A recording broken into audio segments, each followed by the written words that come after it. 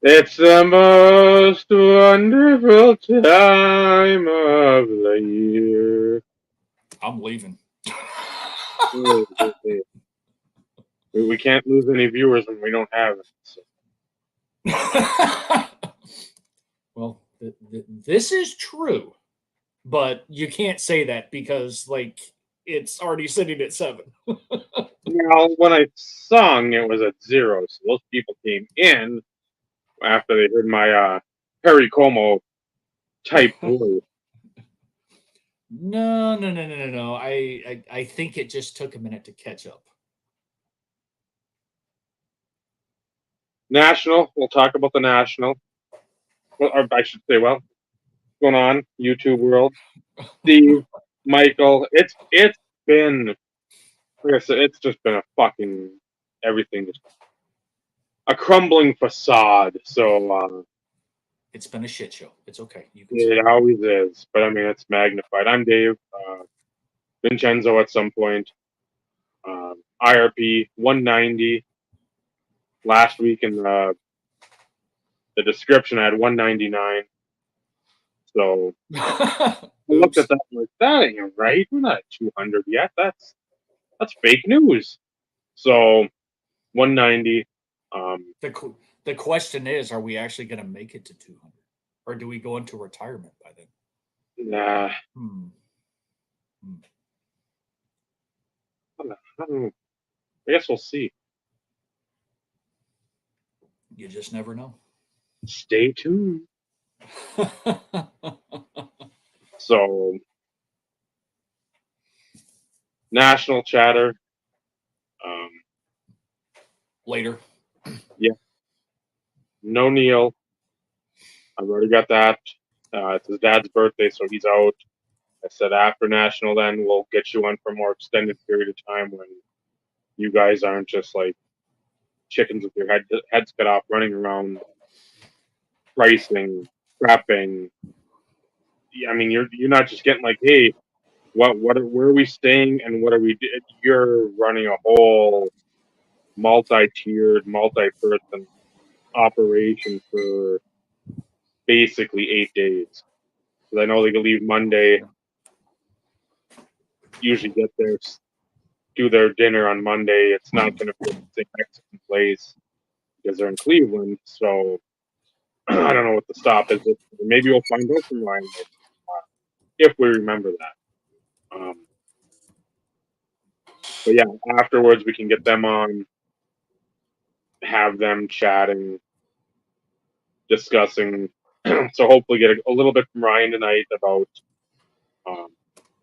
just what they've got for their smorgasbord of things they're bringing, and seeing if it's going to be the same sort of situation as last year. Heavy on the wrestling, heavy on MMA, heavy on that stuff, which proved to be a gold mine for them. They did well. They did very well. So we got that, and then we got a first time guest. And again, by this time in the game, if people want to jump on here, I mean, you're looking at like the Titanic hitting the Rock, not Dwayne Johnson, but the Rock in the ocean. Having the breach in the Titanic, you know, man, I wonder if there's space on that ship there to get something to eat, take refuge. So, are you trying to say we're like a sinking ship, Dave? Is that what you're going with here? I mean, you're not far off. I was going to say, did the Titanic sink?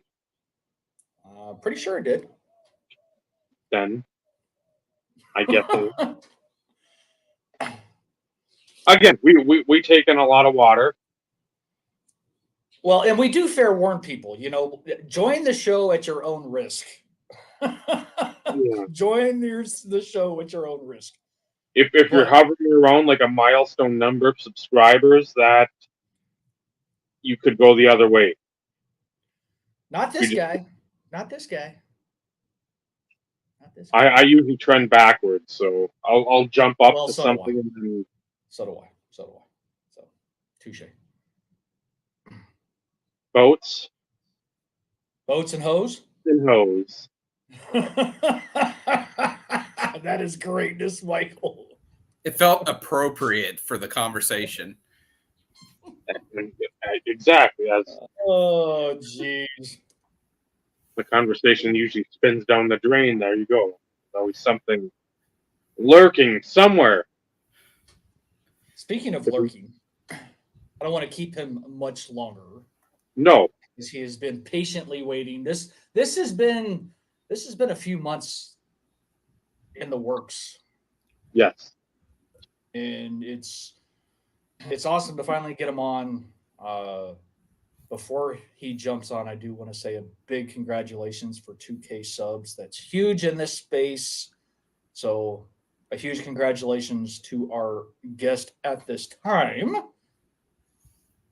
the one and only purplegt22. What's up, everybody? Steve Finch. Welcome to the show, my friend. Thank you for that 2K. Only took me 13 years, but hey, I'll take it. Well, I've been on about the same amount of time, and I haven't even hit 1,000. So, and I know Dave's in the same boat. So, I was being like, arrogant, but nah. You should have reached that plateau some time ago, Steve. Like even with all the shit that you've had going on in your life, health wise, you've still been consistent. You've still been doing stuff. You've still been active. You say it like it is, which is one thing that like Dave and I, at least, and I'll speak for Dave, can appreciate you for. You are who you are. You've never strayed from that. And in the words of like what I always say, if you don't like me, fuck off. So like I'm okay with that. But it's a huge accomplishment, man, for you.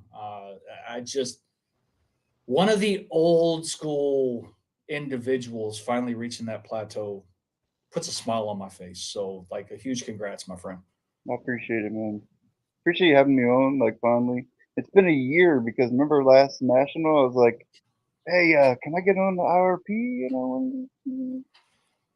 Well, I was trying to make it seem like it was a little bit more recent. So, like,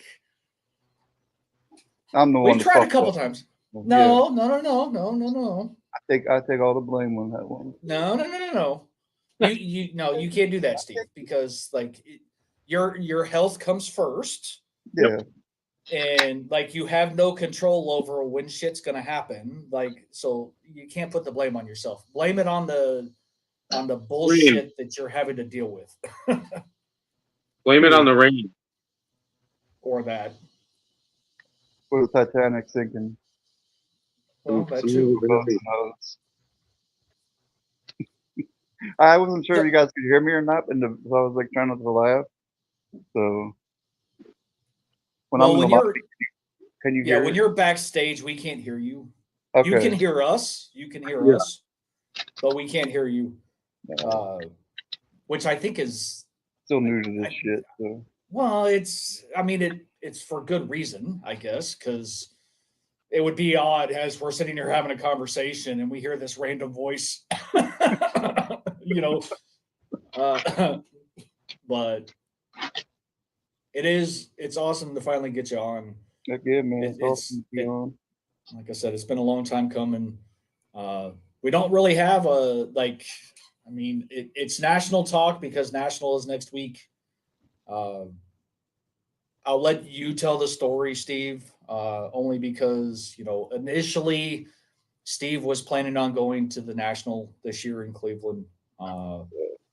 But due to issues, unfortunately, he's going to be unable to attend. So I'll let you kind of fill in those people who may be curious, because I know for a while you were talking about it quite a bit, pumped up to go. Yeah, as of like 2 weeks ago, it was all planned, and my cousin lives in Cleveland, and it was like 15 minutes away, and we had a place to stay for a few nights, but I was just like, I had an issue with the SVT again with my heart, and until I get the surgery done, I don't want to be 6 hours away from home and have an issue and then not have my regular doctors.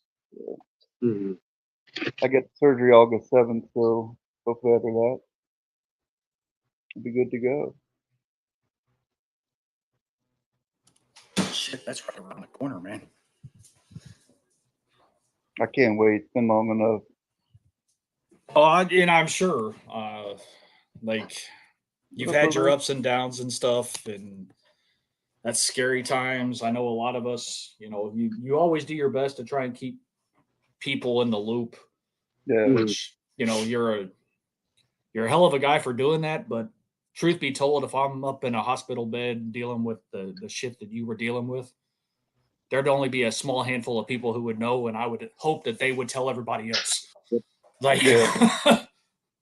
So mad props. Like, you've always done that. I don't know how, but you've I also always try to said be an that, open book. Sometimes maybe I'm too open, but yeah. Is there really such a thing, though, Steve? Is there really maybe. such a thing? I don't know. Mm-hmm. Yeah. Unless you're talking about, internal hemorrhoids and that type of shit, like I think you're good.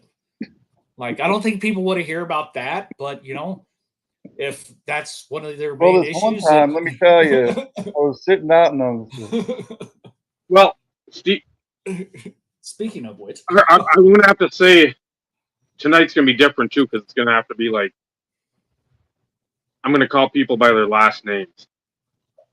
Why? Because I can't believe Steve said, with two Steves on there. I'll say, just like this one said, internal hemorrhoids. If that was a story about external hemorrhoids, please. I mean, the carpet, the floor, it's yours. We will sit back and indulge in your broken brilliance to hear what those external hemorrhoids cause. But the internal, the other two subjects, and then internal hemorrhoids. Those are the three things here. No, we're not adding to the additional rules, but we're talking about being open books here. Like, I get it. Dave probably knows more about stuff than others, just like Vinny does. Michael knows some things. I know some things. Steve, you just, like you said, you let the shit out. Sometimes that makes you feel better, I'm sure. Oh, definitely. And it's, yes, I'm kind of, I don't want to say massaging your ego because I don't like that term, but you've always been one of those guys that really embraces the community aspect to where, I don't want to say you live for the community, but the community like helps you like just get through just the tough times and everything else. Yeah. Like it almost like fuels your fire. Definitely.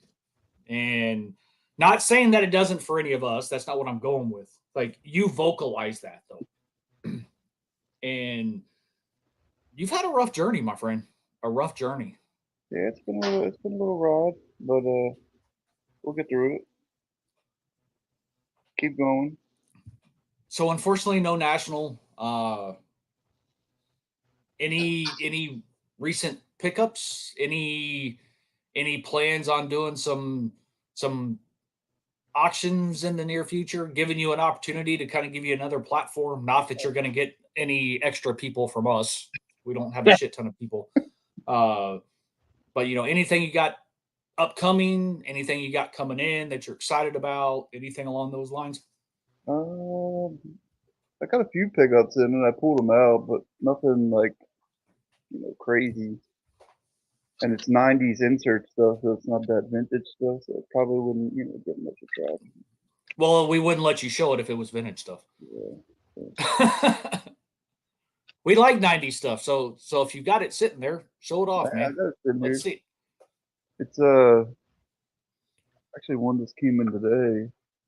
Pretty pumped about. And what's crazy is these cards aren't even that hard. These cards aren't even that hard to pull. It was the Hobby Masters from '96 Top set, and picked up the Rice.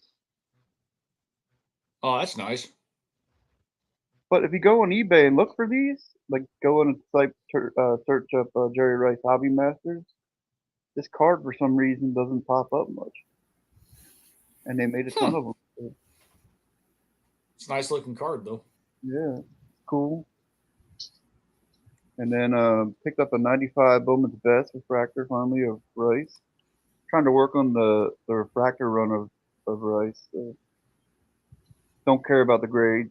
Just, well, what's the saying though, Steve? Buy the card, not the grade. Exact. It's an 8 today. Technically, it's pack fresh, Steve. Technically. Let's see what else we got here. Oh, these are. I don't know if you remember the season stat lines. I'm not a big fan of Rice in his Raiders uniform, but season stat line. Oh yeah. And then they're numbered. I was gonna say, what's that number to? 83. Okay. Nice. That's a nice one. Really cool one there.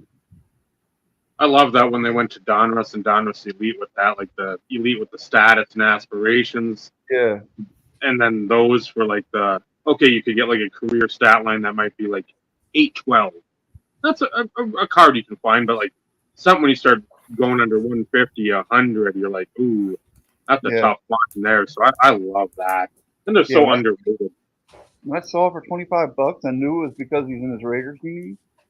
I was like, I gotta grab it. Like That's still cheap. Something numbered under 100 for that. Yeah, you got to jump on something like that. Yeah. And then this sort of oddball. I wouldn't even call it oddball because trying to pick up some Hall of Famers that I don't have autos of, and then actual game use patch, and then just gonna work on some players. But here's an Ladainian Tomlinson 01 press pass autograph. Nothing wrong with that. That's no rookie. That's a nice card, man. Yeah, I watched him at TCU. I still remember one of those a Saturday when it was like Fox Sports Net way back when it was just that. It was like them against Kansas, and he tore them apart. Oh yeah. Who the hell is this guy? Because I am very intrigued right now, and that was my indoctrination to him. So anything TCU, I'm in the same boat. Of course, I'm going to go Chargers, TCU in that order, but anything TCU, I know it's not going to be at that high end where people are like, oh man, it's in NFL. I don't give a fuck. Yeah, I don't give a shit. I saw it and I was like, man, and it was up for bidding, so I'm like, man, I just shot a price in there and won it for what I thought was a really good price. Well, it's a rookie auto, man. Come on. Yeah. You can't go wrong. And on card. Yeah, exactly. I miss the on card stuff. So. Yeah, that's a nice pickup, Steve. But yeah, and I'd rather have those because again, we shit on a lot of that stuff back in the day.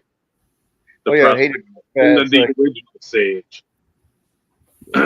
But at least you had a college jersey that was a college jersey. You knew who the fuck they're playing for. Now it's, hey, Sage has I don't even know what they're doing. Blue team, gray team. And then you have like some of the Panini stuff. And again, not for football, but for some of the other sports, you got the pajama clothes. And I'm like, I like the press pass then. I was a big, and I still am, I just don't look them up as much. The Reading, the inscriptions, some of that shit you just didn't know about, those Easter eggs. But people didn't make it then. There's a couple guys on the boards that loved them, and I don't know. It's something that I just don't know why they didn't catch on. Because again, if you're watching, because we did in the back in the day, we watched the sport. We knew heading up into the draft. I mean, well, this was 5 years ago or 6 years when YouTube started. So, I mean, we still got all the information. It's real sketchy. And, I mean, nobody has, like, a detailed history of anything. And it's spotty at best. I mean, but we watched the sports. Because again, that was the time where we didn't have 55 streaming options. Internet was still, I mean, getting going, but it wasn't like that's where we were watching stuff. Because guess what? You try to watch anything on the internet, and it looks like somebody just punched you in the eyes, and you're trying to like see whatever the picture is. Oh, it's a moving Potato. picture.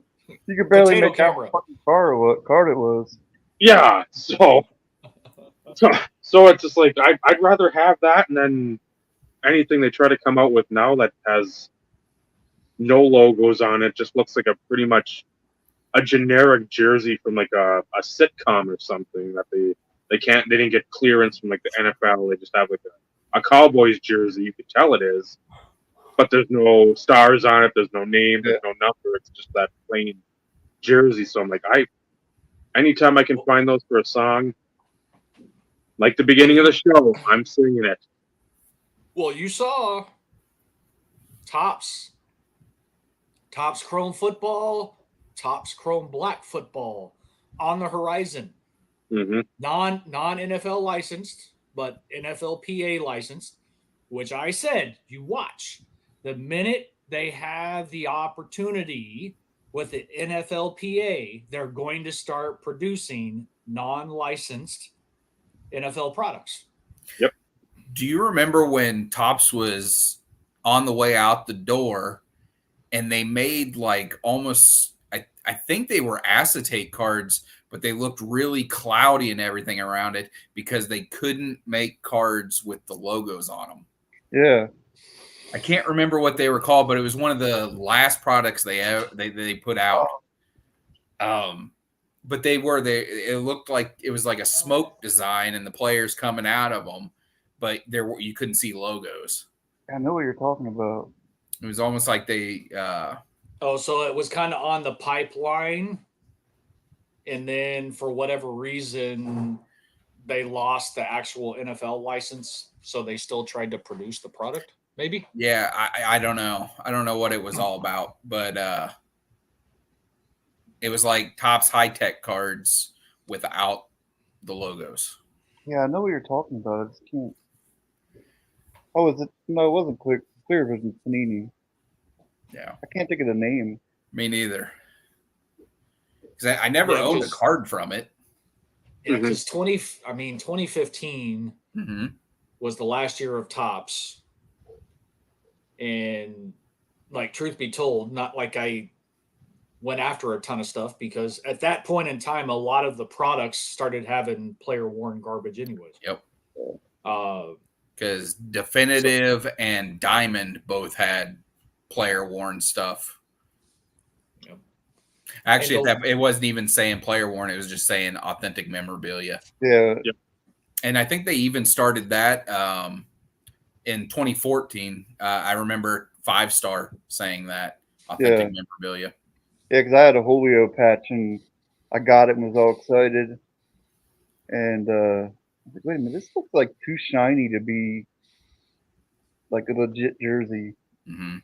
It just looked different. And then like I was like looking at it and I'm like, wait a minute, it doesn't even say game worn anywhere. Yep. So, and yet people still. It's too bad because they're nice looking cards. Let's face it, they're nice looking cards. They are. definitely. They're eye appealing. They look nice. They look pretty. But for somebody like the four of us, and I can speak for all four of us, if it's not game used, we usually don't give two shits about it. Yeah. Mm-mm. Nope. The Because only time just- it's okay is rookies. Yeah. Yep. Exactly. Other than Well- that, I won't touch them. It's unfortunate because what was the is it Eminence? Panini Eminence? It Yeah. was like the $15,000 a box or whatever. Yep. A large percentage is player worn. And it's like, if I'm paying $15,000 for however many cards, there better be it almost better be like player worn jock straps. Like I need to be that close to the player if I'm going to pay that kind of cash. Yeah, nuts better been sitting right in here. I just, and of course I'm being facetious, but at the same time, something like that, it better be game used. Yeah. I so rarely see any eminence listed at all from football. Mm-hmm. There was a Favre that ended yesterday or Monday, and it was a Super Bowl champions one that had a big thing of a big silver bar in it, autograph. And I was going to bid on it, and I just decided not to, and I let it go. But it went over $500, which is pretty. That sounds cheap. Yeah, well, for that product, I mean, there was no way you were getting your money back from it. Yeah. The only stuff that sold super high money wise were the cuts, and that's because they were insane people that just didn't have cuts in anything else. Like you had Tesla and Edison, and I remember the Jim Thorpe from that brought a bunch of money. P.T. Barnum. Okay. Those brought big money, but everything else was pretty low. And I've seen Trevor Lawrence and stuff for sale, and it doesn't bring hardly anything. And that would have been like one of the biggest chases to get. Right. Well, and that's when you try and shoot your wad, because eminence was the answer to what was Transcendent. Yeah. Yeah. And Transcendent, they did it how many years? Has it been 2 or 3? I think it's 2 years. I know 2 for sure. For baseball? For Transcendent Oh, baseball. it's been a number of years now. It's probably been close to 5. Oh, really? Okay. I could be off, but it seems like I don't know. I'm not like up to date with the. Well, I know they've done 2 years. Like I know that for a fact because I've seen it open for at least 2 years. Mm-hmm. Now, what years they were, I couldn't tell you. But Panini then answers with eminence. They almost waited too long to do it. They let Topps do it for a few years. We'll say a few because then it kind of covers the basis. And it did fairly well. But when you're late to the party and you're not offering the same sort of guarantees that Transcendent did, what are you doing? Yeah. Because with Transcendent, you buy a case, you have a full autograph set. Mm-hmm. And it's just the only difference is what parallels you're going to get and then your box toppers. Mm-hmm. Those are going to be the different things. But you were guaranteed a full autograph set, framed autograph set. And you had nice, very nice. Yeah. People already knew 2 or 3 1-of-1s guaranteed. Yep. And you got an invitation to the party. Yeah. Yep. There was a lot of value offered in those for the people that could afford them. Yeah. But Eminence football was terrible. Eminence basketball was incredible because it had all game used, and the USA basketball subset that was in there with you had the 101s typically had the chunks from the USA jerseys of the Dream Team that had the USA. Okay. They were awesome. I know I've seen the Larry Bird recently. I mean, that card, I think it was 5 figures. Would make sense. No. But you're not getting any return like that out of the football product. It's just not possible. It's not there. Yeah. Interesting. Well, it's way out of all of our price points. Even if we pulled all our pennies together, we would never be able to afford something like that. That's a gamble I wouldn't want to take anyway. Yeah. Okay, I take that back. Between the 4 of us, we probably could scrounge up enough pennies to do it, but it wouldn't be worth the risk to take. No, we'd open it, it'd be done in 8 minutes, and we'd just be like, "Well, that was dumb." I'd be on edge so bad too, because yeah, if I spend more than like a few $100 on something, I'm like, trying to break it Our open. bet. I want to be like chill and relaxed and trying to open something up, not Not hoping for the jackpot. yeah, not fucking playing the lottery and shit. No. I am this close to ordering a box of the new 2024 Fleer Ultra Marvel Wolverine set. I've been watching box breaks of that stuff, and I watched a couple case breaks, and that stuff's so awesome. And you can get it for like $250 a box, which is still a chunk of change, but compared to sports, it's nothing. Mm-hmm. Well, that's a box of chrome baseball hobby, where you get one autograph, and it's probably going to be trash. And you're opening the box more from a collectability perspective, anyways. If you were to buy it, yeah, I'm sure there's some like some of the inserts and parallels. I'm sure are freaking probably huge, but eventually the damn manufacturers are going to freaking run that shit into the ground too. Like they're going to just oversaturating, and it's like, what's the point? Well, they've already killed the term case hit. Mm-hmm. I mean, that's not. It means nothing now because they have them in every product. Yeah. Well, and they've always kind of had it in products. They just didn't advertise it as such. Right. It was, you looked at the odds, and the highest odds typically would be like your case hit, 1 in 721, for instance, for Kramer's Choice. Yeah. In all practical purposes, you should get one per case on average. Should. But they're using that as the driver to push product. And right now it's, color blasts and downtowns and kabooms. And it's okay. And they keep making downtowns and color blasts of the same players every year. I don't think the or like all that cool looking. Like the color blasts are pretty cool, but the downtowns never really. The downtowns are corny. Yeah, I own one. And I was like, man, what is the hype of this shit? Like, I don't get it. Yeah. The backs of the cars are plain as shit. Like, eventually, I'll have to get one at some point because TD has a downtown in both Donruss and in Optic. Is it going to be at him on an airplane tapping?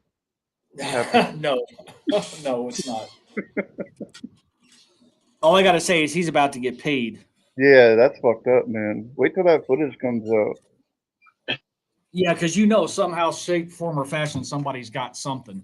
Oh, yeah. But, and look, like, I don't personally know him, but you can tell he's a good dude. Like, yeah, you do. I met him. You met him. I met him, but I don't know him personally. We're not on a first name basis. Hey, Terrell, what's going on, brother? How's it going? No, say what the Steve. I mean, the picture's right there from the National, which was definitely one of the highlights of the show. But super laid back, super chill, very personable, very polite, almost like gentle in a sense. And when you think of what he did on the football field, like you would never put that quality in an individual when you meet him in person. But like, I used to travel a shit ton for work back in the day. Never once did I ever think if I tap the flight attendant, something like that would happen. Yeah. I mean, that's freaking crazy. But, such is life and such is the world we live in these days, unfortunately. Yep, sadly. But I will go ahead and show this. I showed this earlier. Like, Dave's already seen it. I showed it earlier. Michael has seen it. This is the card that 99 gold refractor, numbered to 100. Sweet. That's awesome. So this is the card I was talking about 2 weeks ago that JT hit me up. Smooth, easy transaction. If anybody follows me on Instagram, it's already posted on Instagram too. But I at least wanted to show it off because I'm auditing the collection, updating things, making sure stuff is checklisted correctly. And now that I've shown it off on Instagram and on here, I can finally integrate it into what I'm working on, because I've gotten 95 through 97. I have 98 and 99. Well, part of 99 here, Dave, because I know when we had the show 2 weeks ago, you got something else in there from 99 that's a 101 that's actually in the other box, because, again, this only goes through Topps, top season opener. But now I can finally integrate that. All right, Paul, that's enough with your emojis.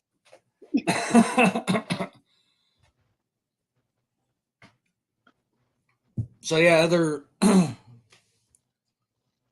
what else has been going on with you, Steve, as of late? Just not too much. Pretty much just chilling out. Wait to get this done and over with, that way I can kind of get back to moving around normal again. So,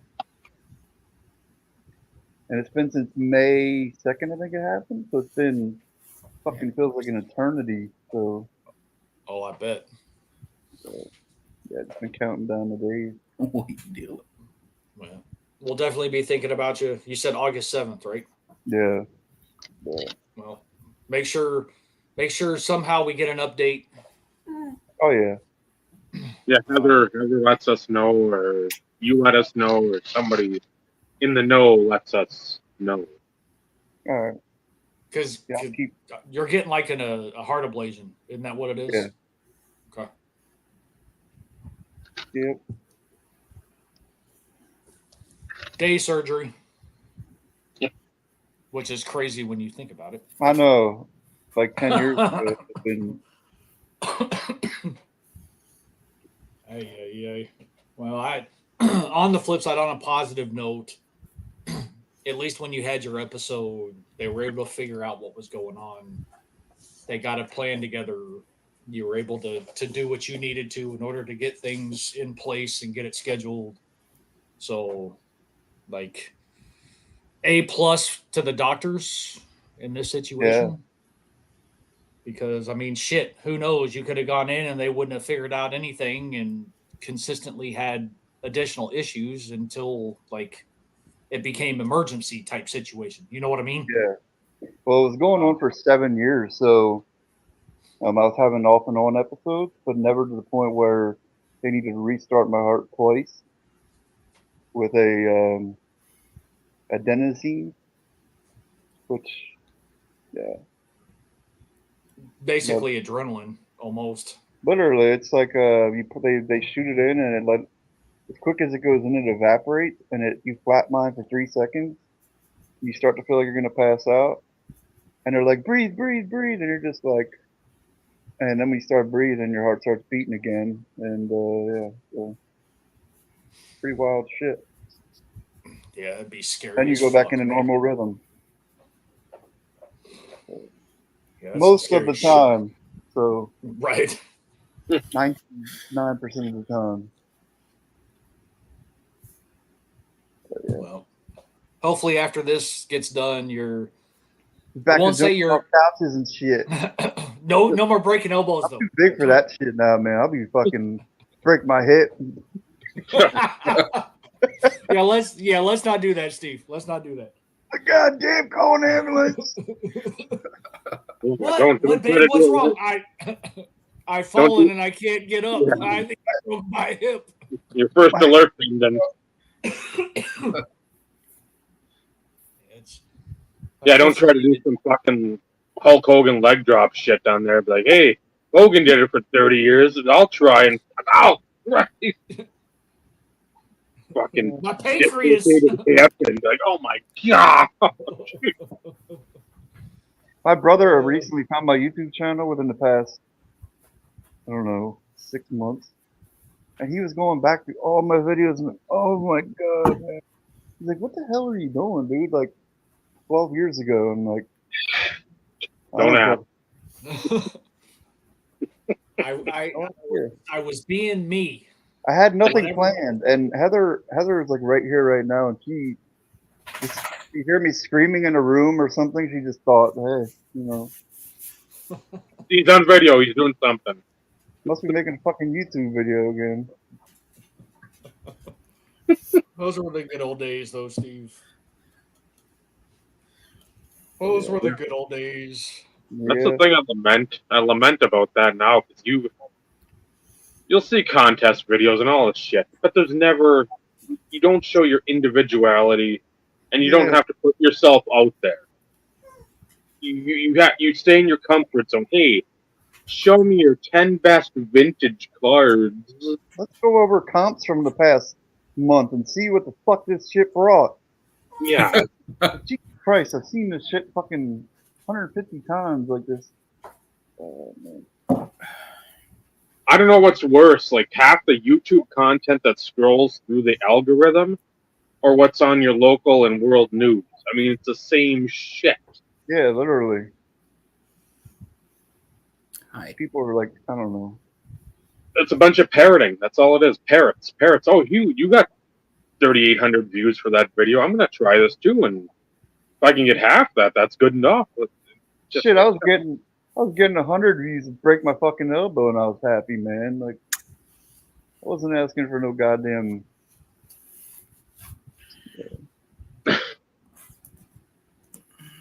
No, you get 50 views, and you're like, okay, I'll say, I know like 15 to 20 that watched it, so hey, there's maybe like another 20 or 30 out there that I don't know about. Hey, that's good. Yeah. Now it's like I see people that have 7,800 subscribers and 8,000 views on a video that I wouldn't fucking watch for 8 seconds. I'm like, how does this work out? Besides the bots and all that bullshit, but I'm like, I don't know. It's something that I did when we had fun with it, to have fun, to just break the monotony. Now it's, I don't even go look at sports card video shit on here. I can't even tell you the last. I mean, Brad, he broke a box of something the other day, Finest Baseball or something. Yeah. Mm-hmm. So I watched that, but I mean, I'm not watching. I don't care what people are picking up, and it sounds fucking horrible. But it's like I just can't gather my excitement, even if you guys are excited. It's just right now I don't care. And we've been talking about it. This is not a slight on anybody. No, never. It's not that it's not like we dislike anybody like to this. It has nothing to do with it. Well, there may be some people that'll remain nameless. But, you know, it's right now we are not enjoying the hobby. I don't know how else to put it. And it's on multiple levels. Yeah, I was gonna say there's no specific like. Yeah, I'm just enjoying it differently. It's not that way anymore. Yeah, and it has nothing to do with the people. Well, it has nothing to do. No, most of it has nothing to do with the people. Essentially, it doesn't have anything to do with the people. I'm speaking in the majority here. I was gonna say essentially. Yes, yes, Dave. Yes, I got you. Yes. I just want to make sure to reiterate that. Yes, I'm right there with you, Dave. I'm right there with you. We love the people. There's still some great stuff being put out there. There's some nice stuff still being, but like when you're in a rut, and no, we're not saying hobby burnout because burnout doesn't exist. Well, we disagree with that assessment. However, it's just right now we're just like we're not enjoying the hobby. I'll tell you, I'm not to tell you how. Not my fault. No, you're good. No, go ahead. By all means. I'm not in hobby burnout, but I pick a few things up and you don't see a video from me kind of thing. Like I do me. Like settle down. I don't know how to really describe it, but yeah, I pick things up and I do me and put it away and enjoy it, and you know, but most of our most of the shit that we show off these days, Steve, like if you don't watch the show live or in replay, you won't see it again. Yeah. Like this is where we typically show off recent pickups. I won't speak for Michael because Michael still does a video from time to time, but very rarely. But for they us, do happen. But for us, if they're not shown off in pre-show or during the show or whatever, you'll probably never see them. And that sounds bad because, I mean, we like the stuff that we still get. It's not that we dislike it, but we're like, and I'm speaking for myself, like one pickup in the last 4 months, whatever it's been for me, I'm not going to make a video for one fucking card. Why? Now, I could sit there and do this and jibber jabber and probably turn it into 15 minutes and show one card because that's what we do best. But why? So, I remember the days when I would go down to the mailbox and see a bubble miller. Because back then it wasn't as easy to keep track of your tracking and shit. So it's kind of a surprise. Like if you got it one day, the one day instead of the next. I come back up, turn the camera on, man, get ready to go. Didn't even open it at this point. So at this point, I didn't know what I was getting. And there was always surprises, from these dickheads that sent you shit like no penny sleeve top loader thrown in the thing. So you never knew what you're gonna get. So opened it up live, and which a lot of us did. A lot of us did. And it wasn't because they were care packages either. Like a lot of us would sit there and literally like you said, you go to the mailbox. Oh shit, I got some mail. Fantastic. You take it inside, you set it aside for a bit until you're able to make a video, and you opened it live. And it was always a surprise because you didn't know. Like sometimes if you were like Dave and bought all 50 different cards of his failed PCs for pennies on the dollar, like he was always going to be surprised because he never knew what the hell he was going to get because he was waiting for 50 things. Yeah. Or you get a box and you're like, well, I know I got some DVDs coming from this guy for wrestling. I got some VHS coming from that guy. Like, I'm not even going to look at the eBay and remember. Sometimes, again, you start buying from the same people. There's a guy in New York. I'm like, I know I buy my Ring of Honor shit from him. You saw Big Boy sports cards. Okay, I know pretty much what that was going to be. Probstein, you knew what that was going to be. I mean, it was like everybody, when you were out there back then, if they were a bigger channel or a bigger YouTube or eBay seller, you knew. But otherwise, it's sort of like, Montana? Who the fuck sent me something from Montana? What the fuck? I guess we'll both be surprised. Oh boy, it's a Josh McCown something to like 25. Well, in the wasted money pile you go. Kerry Collins. Kerry Collins. The wasted money pile. Mike Sims Walker. Jason Morrow. Michael Agnew. Andre Caldwell. Oh, fuck me. Andre Caldwell. Who was the other one? Jerome Simpson. So, it's like... wow, that's Kevin O'Connell shit. Yippity skip. I'm sure that's worth about $5 now because it's coaching, but... If we had any foresight, we could go back to like 2008 and 9, early 10. Like, you know what? That Leaf Limited stuff? Donruss Classics? Hey, that early NT, which, I mean, it seems expensive. It's like $50 for a patch auto to like 25. Singles at the time were still affordable. Yeah. Go back and buy those stop spending all the fucking money on Ray Rice or goddamn whoever else. So before we go, Tatum Bell's not going to amount to shit, Steve. Pass. Before we go get Terrell Davis shit. No. we have to recognize we have a celebrity in the house. Yeah. So everybody, like bow down to Vincenzo. No. Go give him a subscription, a subscriber. That Ovechkin needs to be more front and center. That's my wife's. Yeah. I assumed she was the one with taste. I like him too. Wow. Shot That was too easy. Shots fired. Shots fired. Ovechkin's one of my favorite players, but yeah, I chose him over Sid for many a year. Yeah, but I've grown to like Sid. He's matured, and I do.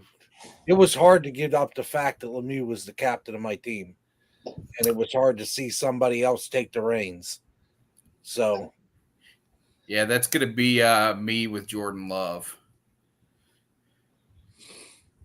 It was hard even going from Favre to Rodgers, but this is way more unknown. Yeah.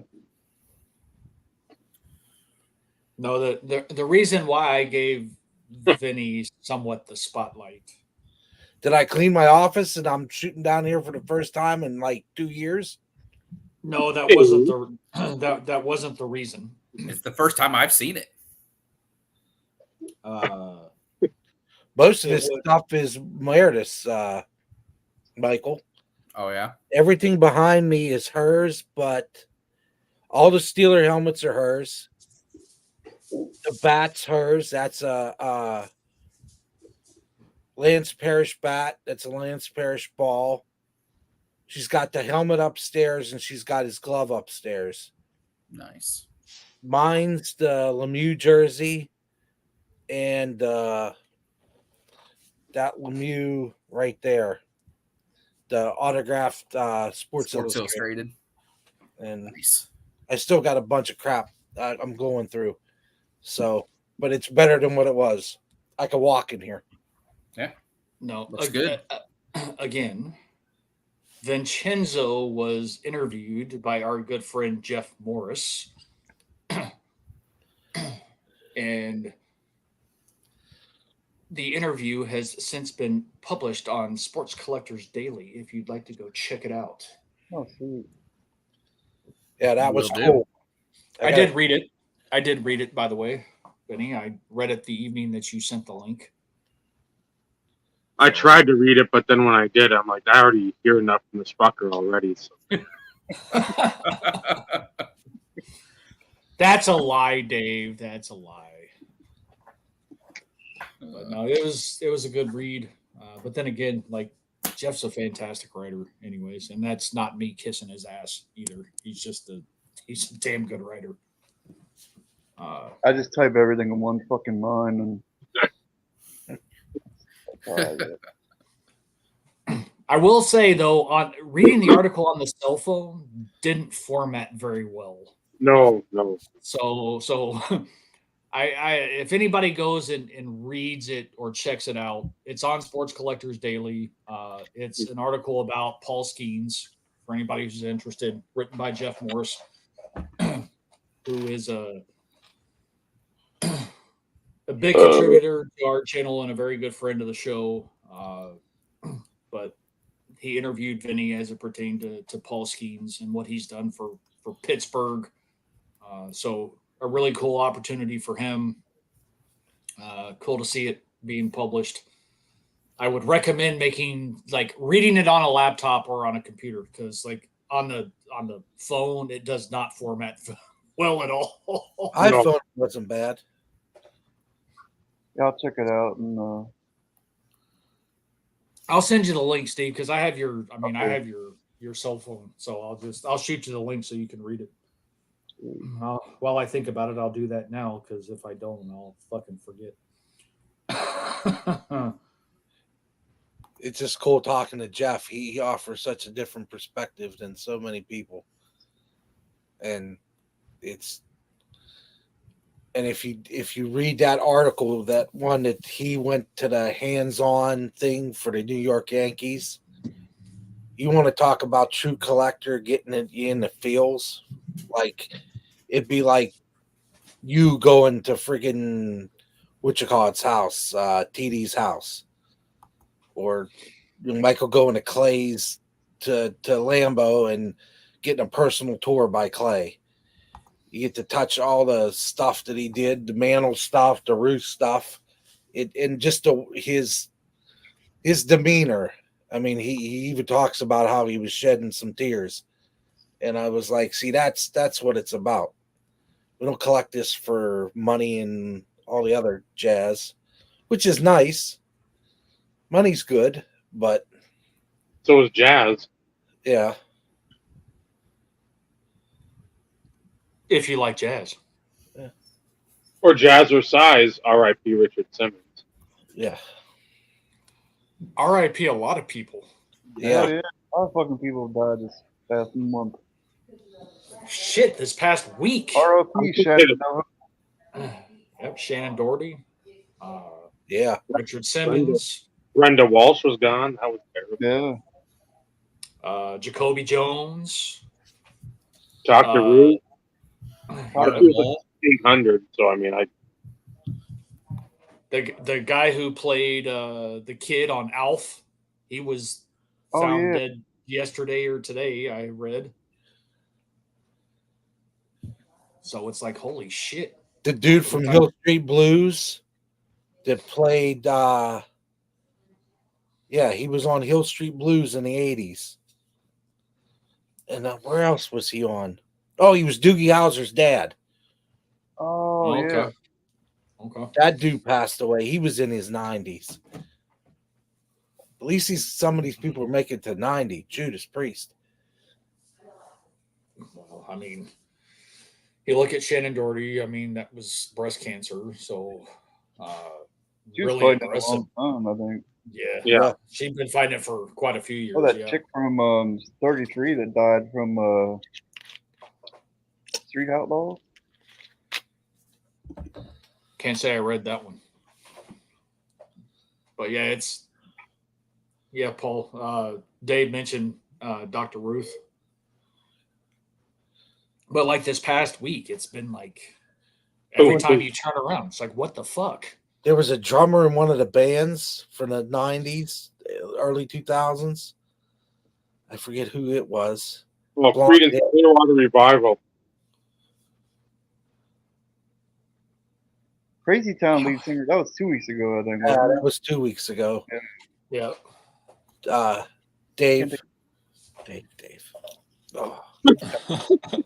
He's got to thinking, but he's what he does. Would you expect anything less? No, like, squirrel. Anytime Dave opens his mouth, you just like grin and nod. Or call bullshit. One of the two. If you start thinking about it, man, that's you trying to walk on ice, not sunshine.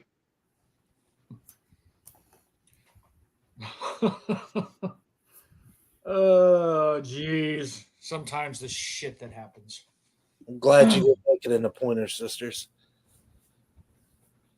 It's better than Dexter's Midnight Runners.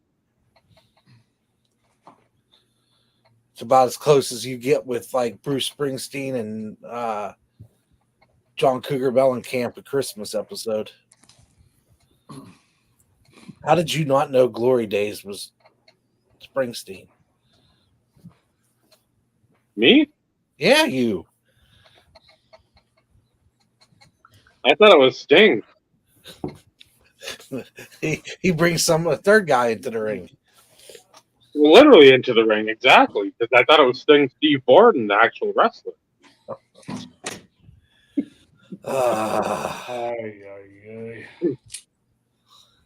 So, Dave, I do have to ask. Was Ryan saying something around probably 9-ish, I'm assuming? I know it was later, because he was going to try to, I'm sure, kid stuff. If not that, it was going to be with the sheriff, they're gonna do a lot of pricing for national. So he didn't give me a specific time. He just said, "Hey, how long are you guys on?" I said about 8 until 10:30, 11-ish, somewhere in that neck of the woods. So whenever you got time, if you can, let me know.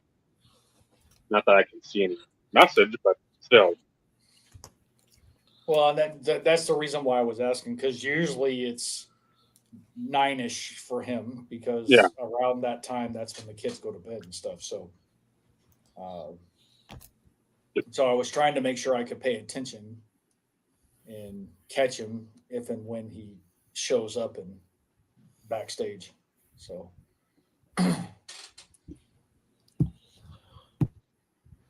so I have to say, Steve,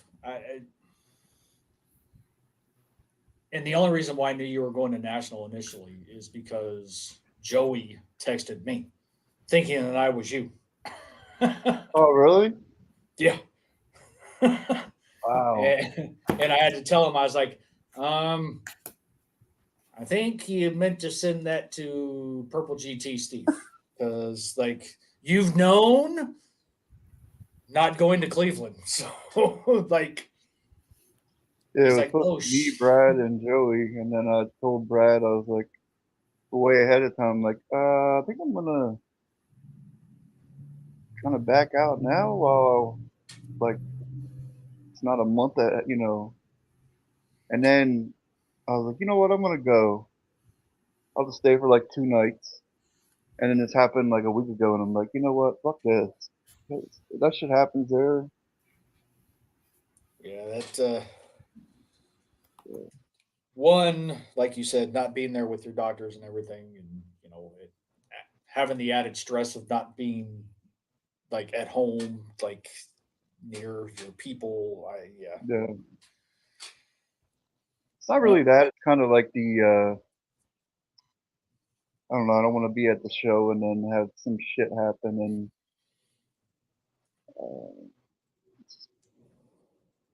that'd be awkward too in front of like a bunch of people, just, yeah, because I'm sure there'd be not that stories, there'd be videos and shit like that. And I yeah, could see you not want, like, I get that. Well, hopefully Chicago in 25. oh my God, hopefully. I know that's a long way away, but like we've already somewhat started kind of talking about it a little bit, because I mean, like at least for us from a coordination perspective, like I fly into Michigan, Vinny and I drive to Chicago. Like we may have to pick somebody up from the airport. There could be somebody at the bus stop, all that type of stuff. So there's a lot of coordination that kind of goes into play, hmm and it's easier to kind of start pre-prepping. It's never too early to be pre-prepping. It's like, yes, I know it's over a year away, but okay, like Fucking this year came quick from last year, so yeah, it did. I mean, I was trying to plan for this year and yeah. So hopefully. So is it only going to be in Chicago now, or what's the? I haven't heard anything more about. 25 and 26 are definitely Chicago, But but I don't know if they did the definitive always going to be in Chicago now. you know what I wish they'd bring back is Baltimore.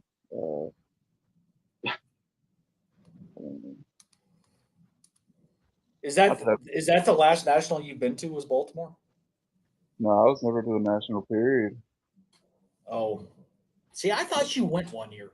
No, nope. I'll be like a kid, a lost dog there. Because I had the bag in there and I thought I was going to No. put it in there. It's since I went for the first time last year, and this, like, you've heard all the other stuff from a lot of people. Like, I'm not going to give you advice, but I'm going to say this: when you end up going for the first time, and this is me talking because it was the first time for me. Do not go in with any expectations. And the reason I say that is because you don't want to build it up so much to where you're then disappointed. Yeah. So, like, I went with no expectations at all as it pertained to the show, meeting people, hanging out with people. Like, I didn't. And Like when you platform. do that, I walked They- away they feeling keep the as actual though aerator outside. of it. everything was above what I could have ever hoped for. Like, it couldn't have been any better than how it was. The only thing, and we talked about it last year after we got back from the National. The only disappointment was not having enough time. Mhm.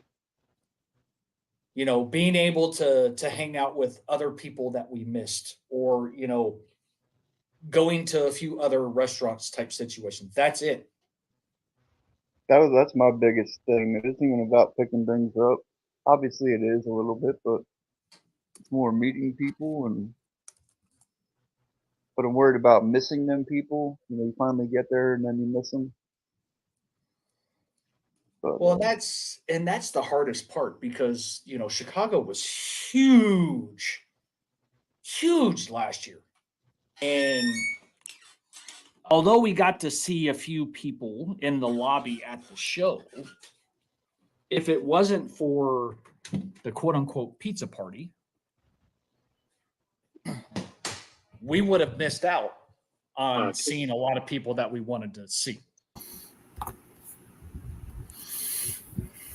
So, like, chatting with a lot of people. I mean, even there, we got to chat with a ton, meet a ton. But still, you're like, God, there's Garrett, there's Andy. I'll say my best friend Mike, baseball collector. We're talking with them.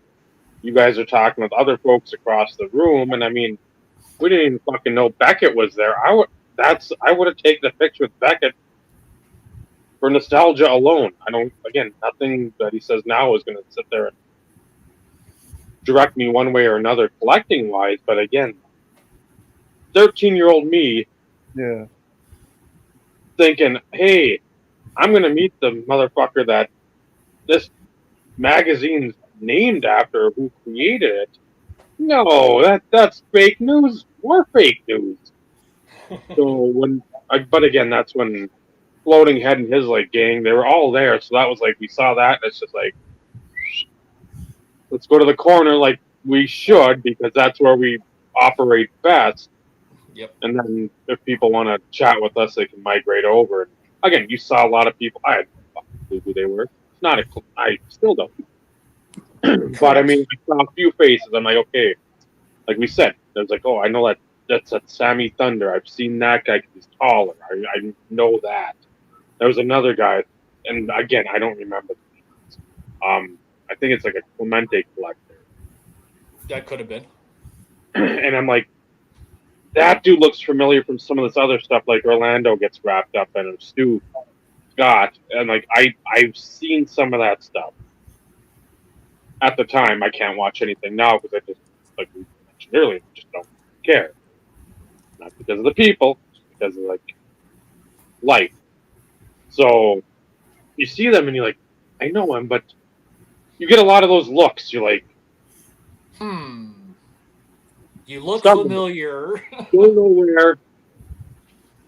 Yelling at a cloud.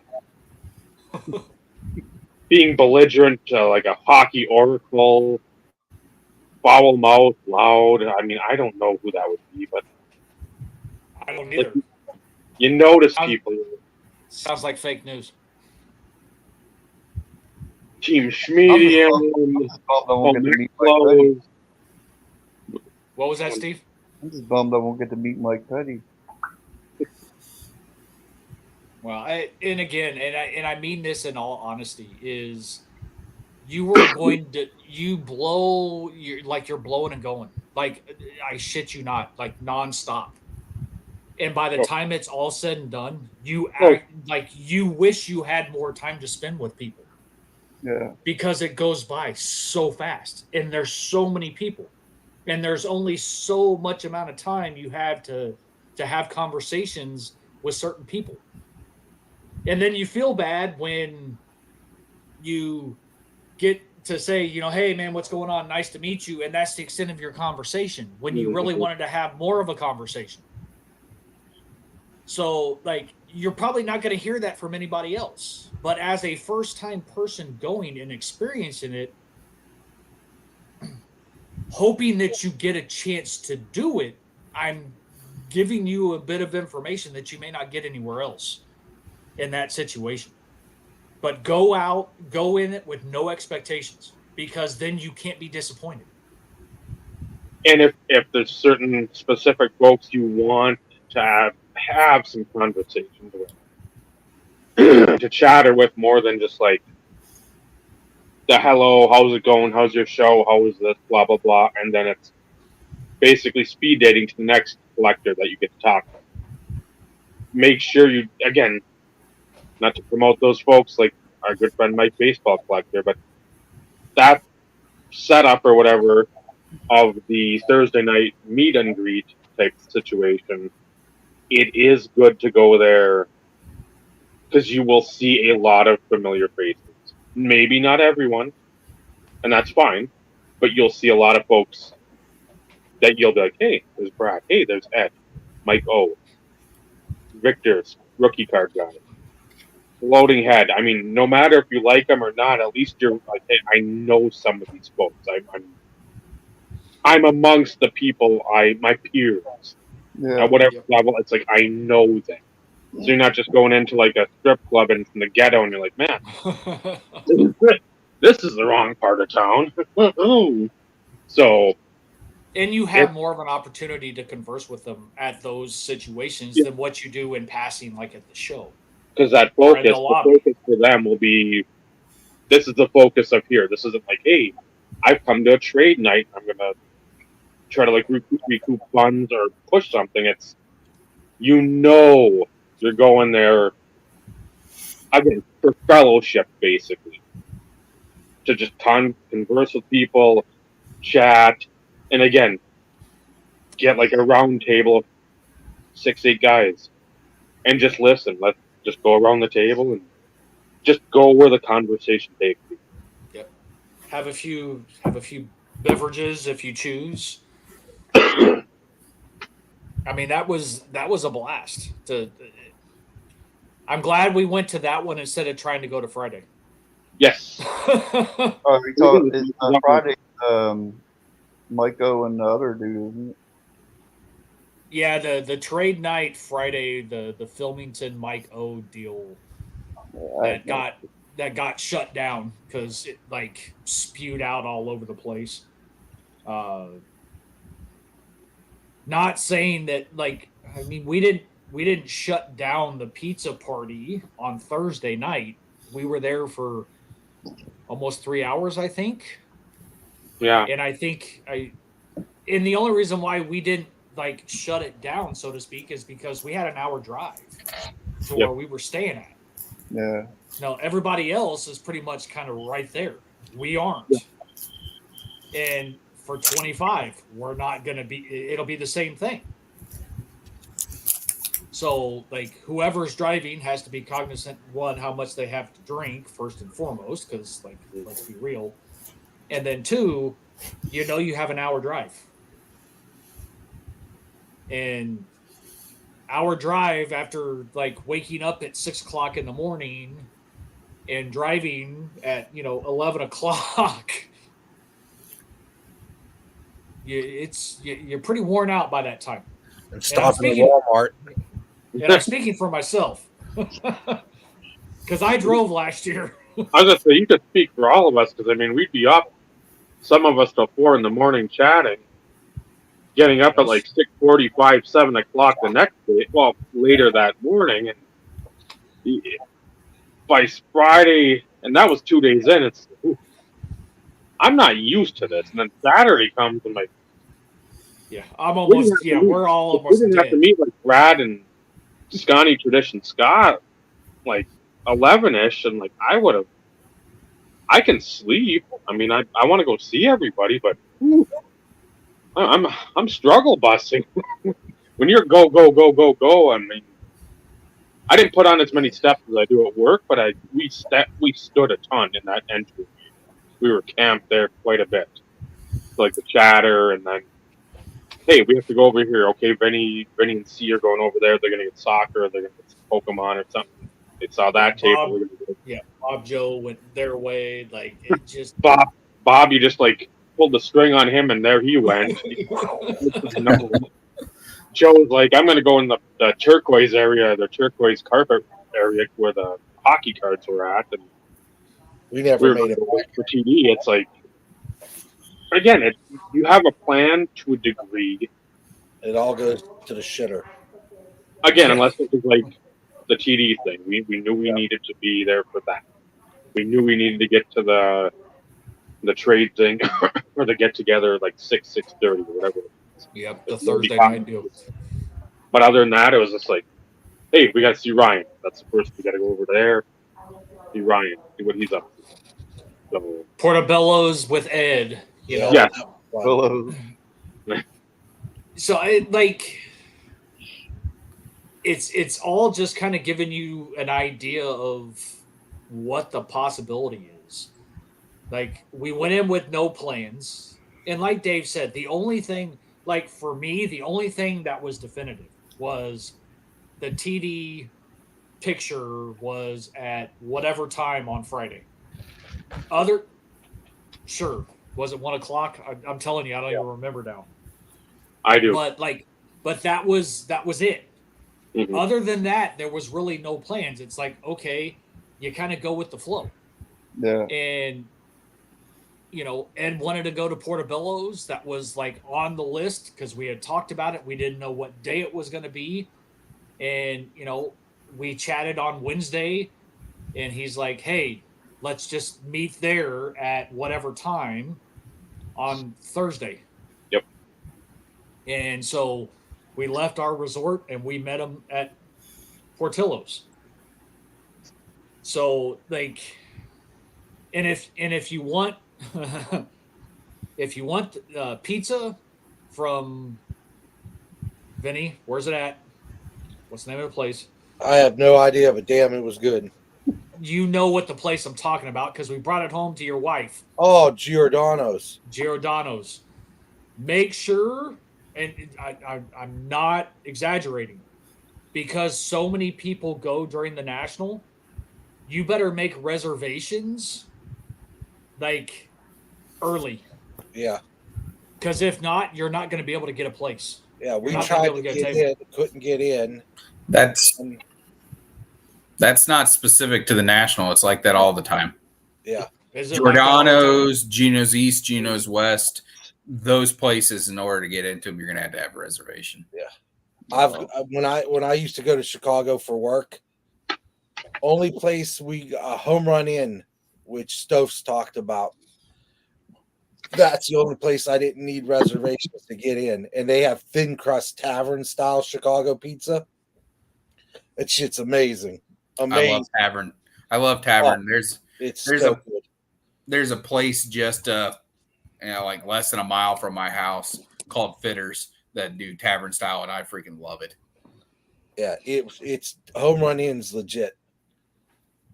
And I've been to Giordano's, and there's a couple other places near where our warehouse was, and it was just I love pizza. So yes. I'm not a big Chicago guy, but New York style is my thing, and Sicilian. Yeah, but I'll try it all. Yes, Stu. That's what was served Thursday was Giordano's. Yeah. That's because Giordano's was on our list of places to go. And, you know, nice thing about it is it was brought in Thursday. We didn't have to go. So, and it was free, which is even better. You know what I found in the freezer yesterday? One of Giordano's pizzas? One of those Giordano pizzas. Shelby must have never. She took one, and I gave one to Haley. We ate 2. I think I bought 5 of them sons of guns. I know you bought quite a few because the more you bought, the cheaper they were per pie. Yeah, per pie. Plus, if you bought 5, you got a container, and we didn't have to go to Target to get a cooler. Ice chest. Yep. Yeah, because The that's things that we the had so much sacrifices stuff you in make. there. Yeah, whatever. It was that 5th pie that didn't get eaten. I got to look at the date. It's probably not good right now. It'll be a year old. I should bring it out for next week. It's There you fine. go. Eat it. Yeah, Yeah. I should make it for next week in honor of the national. There you go. Pop it in the oven. But see, Steve, like you wouldn't get some of this if you were to ask other people, because Yeah. if they've been to 5, 6, 7 nationals, it's all like second nature to them. Yeah. So it's, in all honesty, I hope you get a chance to go, Steve, because it is an experience. It's one that you will remember. And truth be told, in 100% honesty, it's all about the people. Yep. Like I could have given 2 shits about any of the cards. Like it was literally all about the people. Mhm. Because when you've interacted with people, whether it be on blog TV back in our early days to being on StreamYard, watching people's videos, commenting, that type of stuff, to actually finally meet everybody face to face, like Yeah. it's just it's a different experience. And with Dave being the hobby celebrity that he is. Shit. There's Dave Archer. Okay, it wasn't that bad, Vinny. Not quite, but it was there. The Truth best. be told, like I didn't wear my hat. Yeah. Like if you saw any of the videos that Dave posted from the Yeah, national, the Terrell Davis one threw me off because yeah, because I did it on purpose, because it was one of those in which it's like everybody knows me from the hat. We'll see how many people recognize me without the hat. Is that Tony Romo? No, that means I'd have to turn the hat around and it'd have to be blue. The best part is what all you guys and NC was there to do. Only thing better would have been if my other 2 daughters were into cards, but they're not. And if my wife was there, because she likes sports, she loves sports, but she's not into cards. She's into memorabilia, and it did not tickle her fancy to go. Well, there's plenty of that shit there though. Oh yeah, I know. That Nolan Ryan with the TV in it. Oh, that was awesome. But Him with it's blood splatter on his lip and a TV showing the clip of him fighting Robert. Ventura. That was cool. oh, they had the jersey. It was his jersey, then a picture of Nolan signed, and then there was a TV in there showing the clip where he fought Robin Ventura. Then the next clip was him getting busted in the lip. So they that was Bo Jackson comebacker. Yeah, so they had both of those and both clips on the TV. Nice. I couldn't remember who the comebacker was, but yeah, it was Bo. Yeah, it had 2 pictures and a jersey sign. It was like $1,700. It was cool though. But yeah, it's again, the cards are great. Go ahead, Steve. Sorry. Definitely looking forward to it. It's just hard to plan though. Like when you're, hopefully next year I can actually plan. Yeah. We'll see. So, like, truth be told, it like to each their own. Everybody's different, but like we started talking about it, at least the 3 of us. So Dave, myself, Vinny, and even Michael, because Michael was on the earlier conversations too. It was pretty much a given that yes, we're going, and then Michael had to tap out because of more important things. His friend moved up his wedding, and so Michael couldn't go. But like once tickets went on sale in November of 22, it was like, oh shit, reality sits in. And like for me, having to fly to Michigan, I booked my flight directly through American Airlines. So the earliest I could book my flight was like 4 months early. So it's about 4 to 5 months worth of planning. And our other guest has arrived. Give me a thumbs up if you're good. We now bring Mr. RBI of RBICRU7 to the show. Hello, boys. How's everybody doing? Right. Doing What's good. going on, brother? Not much, man. It's good to see y'all. All of you. Well, it's officially old school crew except for Vinny. Vinny's not old Sorry, school, Vinny. but Even though I'm older than everybody. not by much. Yeah. We're both 45, so shut up. I'm 47, buddy. No, you're not. I just had a birthday. You're not 47, though. I'm 46 in like 9 days. Well, you didn't just have a birthday then. Whatever. I'll never be 46 again. I go by the Chinese way of the ages. So Timu? Yes. So it's good to see you, Ryan.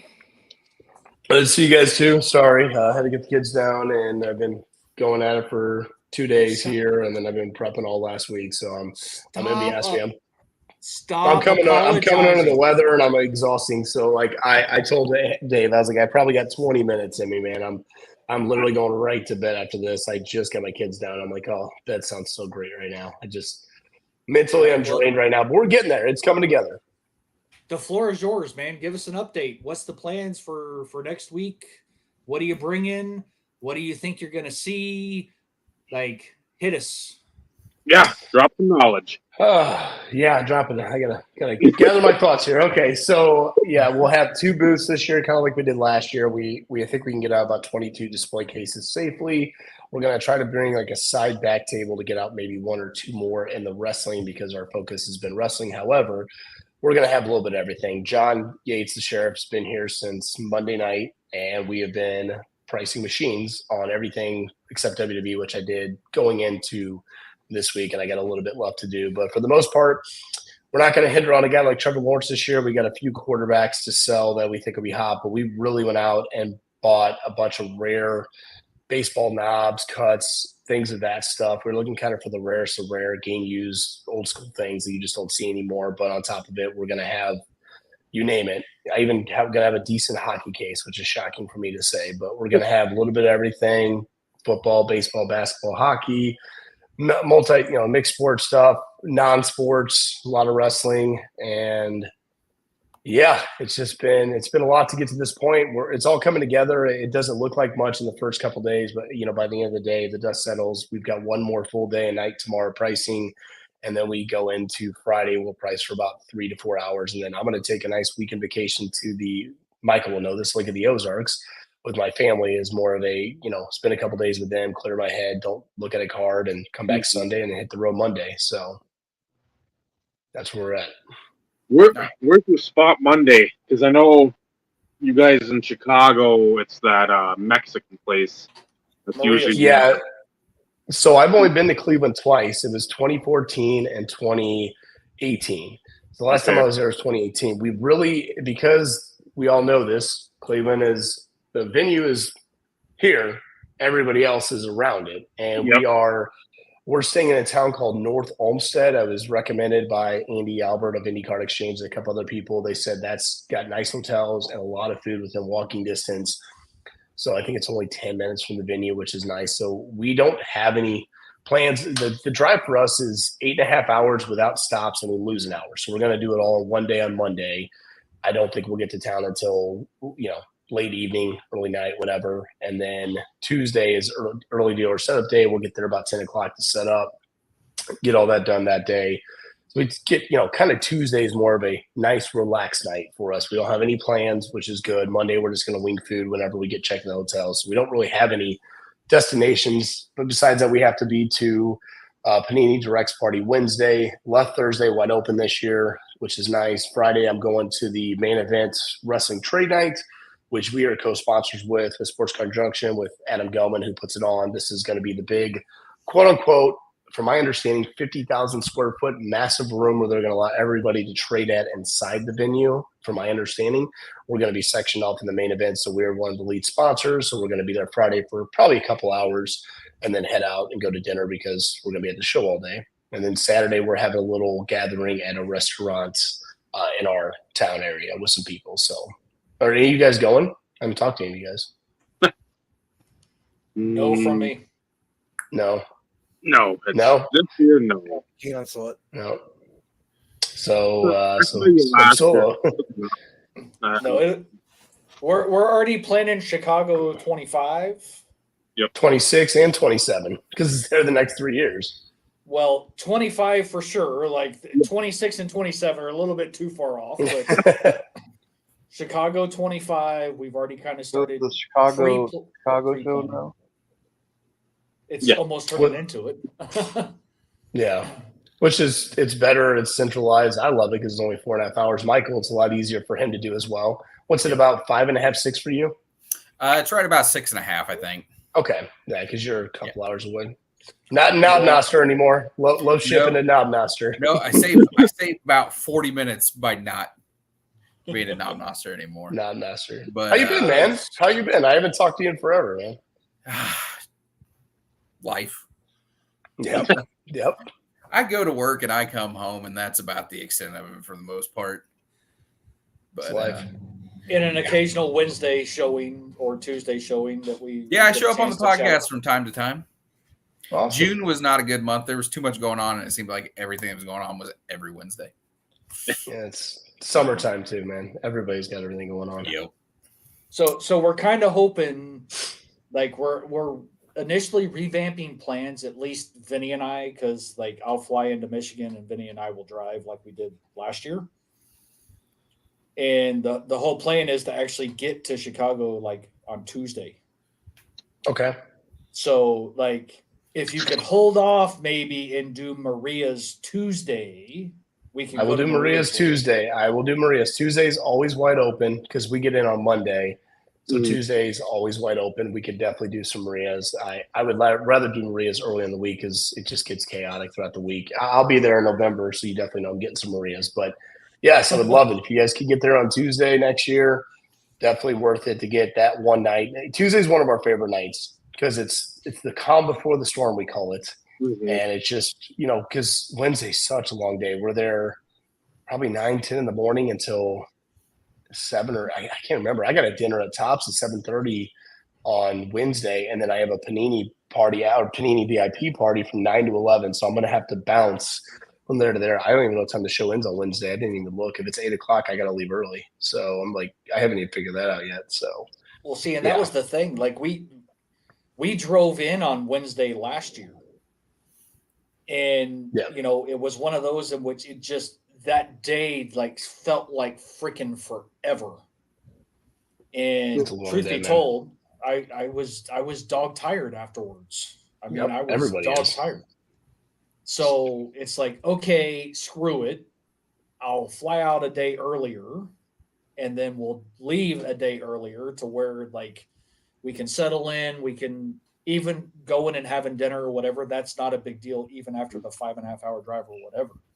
But like Maria's is on our list. It was on our list last year. We didn't get a chance to do it. And I'm like, okay, well, if we have an opportunity and if we can make it work, we get to Chicago a day earlier, perfect opportunity, freaking go to Maria's and actually be able to go hang with you and Neil and actually be able to converse where you're not constantly dealing with having to deal with business too. So yeah, it's exhausting. It's a blessing. But I saw it. I love it. We got new ones this year. They're called National Mania shirts. Well, you'll see those here real soon. We I think we're cutting a promo tomorrow. I got to wear it. So I got to go by the shop in the morning and do all that. And I got to go get all the display cases from the locker and all that fun stuff. So it never stops. On top of it, I'm trying to be a father to 3 kids. So yeah, it's been chaos around here today, but it's been good. We're like I said, I'm in for Tuesday for sure. Would love that opportunity to hang out with any of you guys that want to get there on Tuesday. I'm telling you, Tuesday is always, like I said, my favorite night.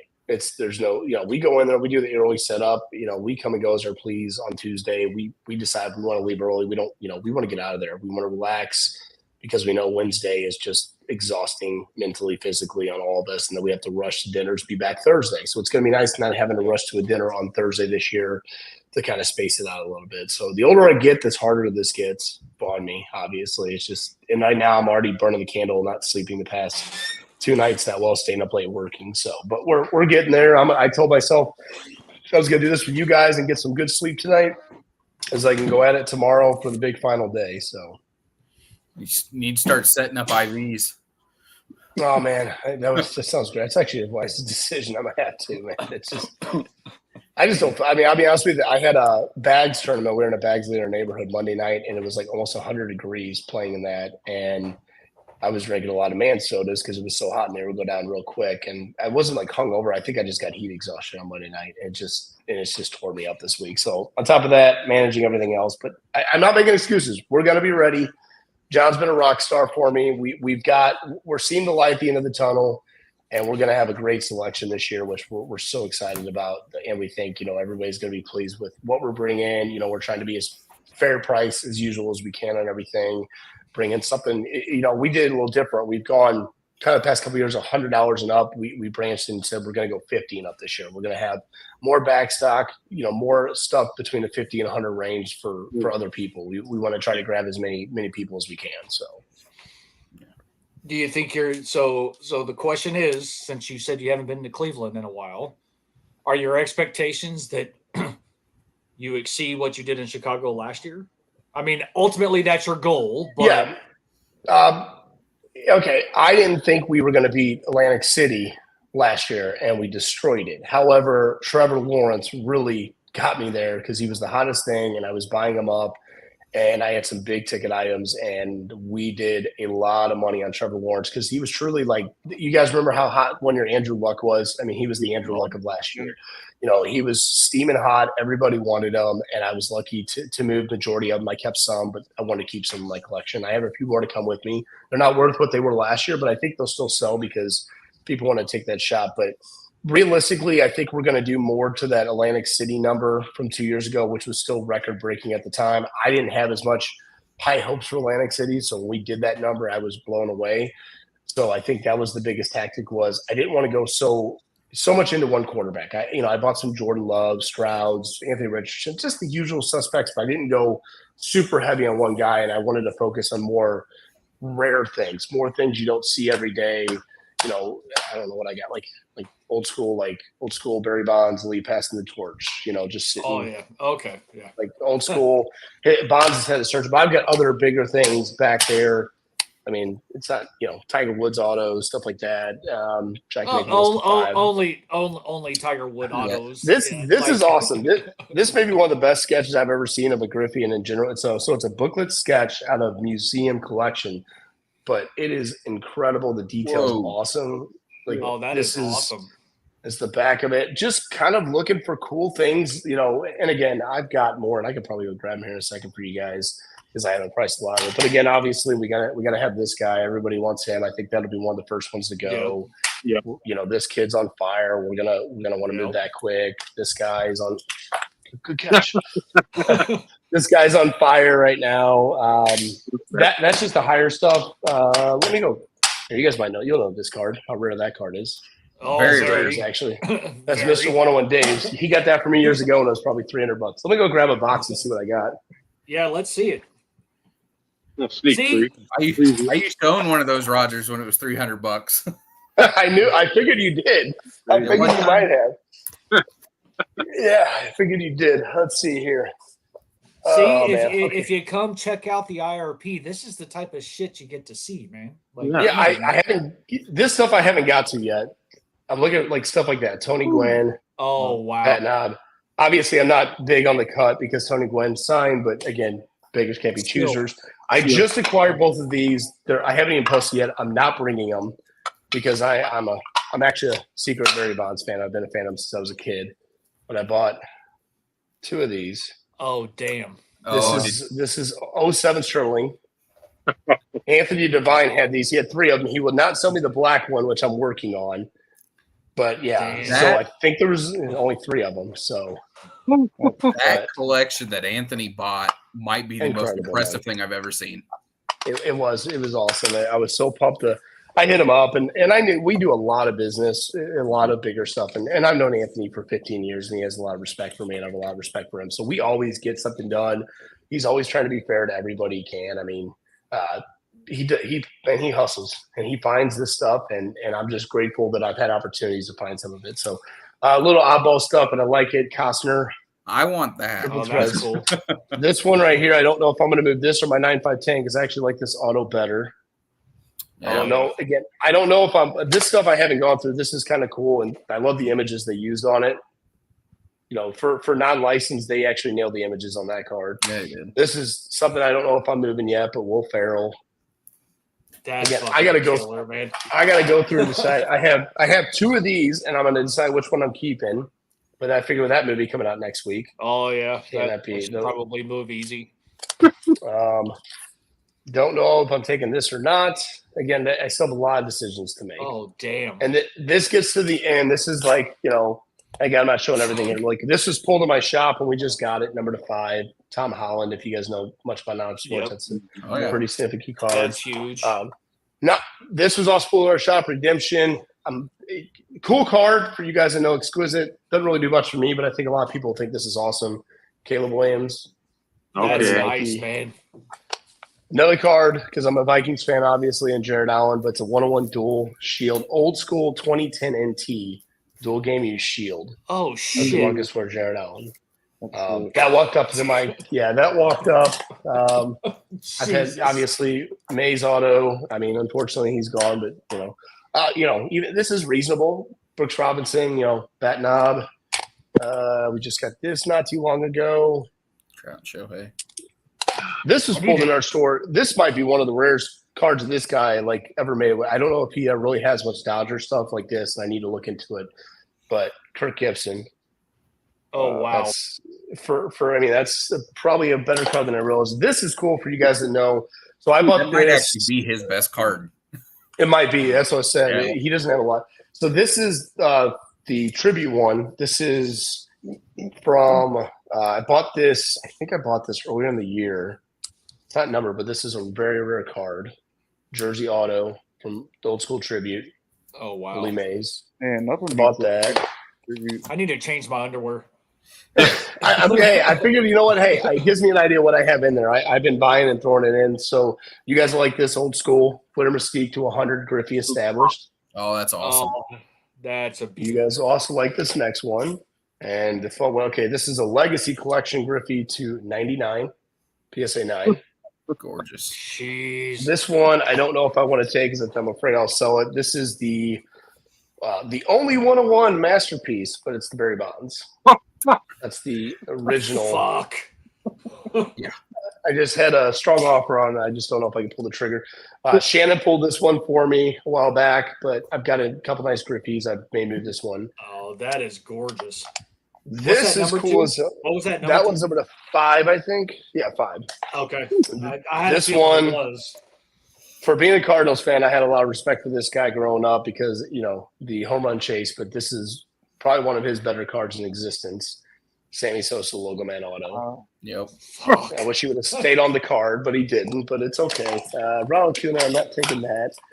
I may make this one available because I bought the other 2, but I just haven't decided yet. There's an Immaculate 101.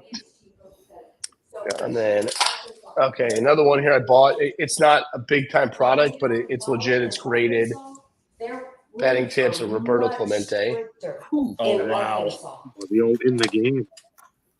Another one here, old school. You guys will remember this. Full greats of the game from 06. Tony Gwynn 101. God, that's awesome. This is pretty rare. Not the Ali cut, but the other cut. Jesse Owens, Muhammad Ali dual cut. With Jesse Owens is very, very rare. I got a little wrestling here. 101, probably one of Alexa Bliss's best cards, maybe to date, her from Immaculate last year. Tyson may or may not be getting that if he comes back to the National.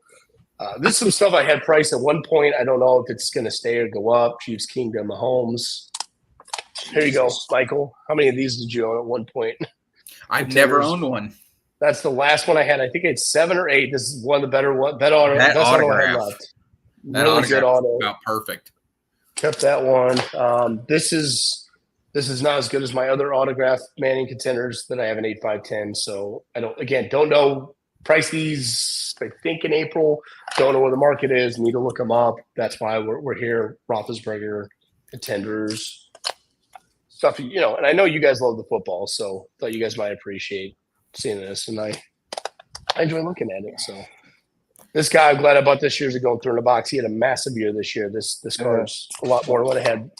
This is one of the best centered 7s you could find. This has even got the Mike Baker diamond thing on it, but it's a PSA 7. It should probably be a PSA 8 with as clean as that card looks. That is a beauty.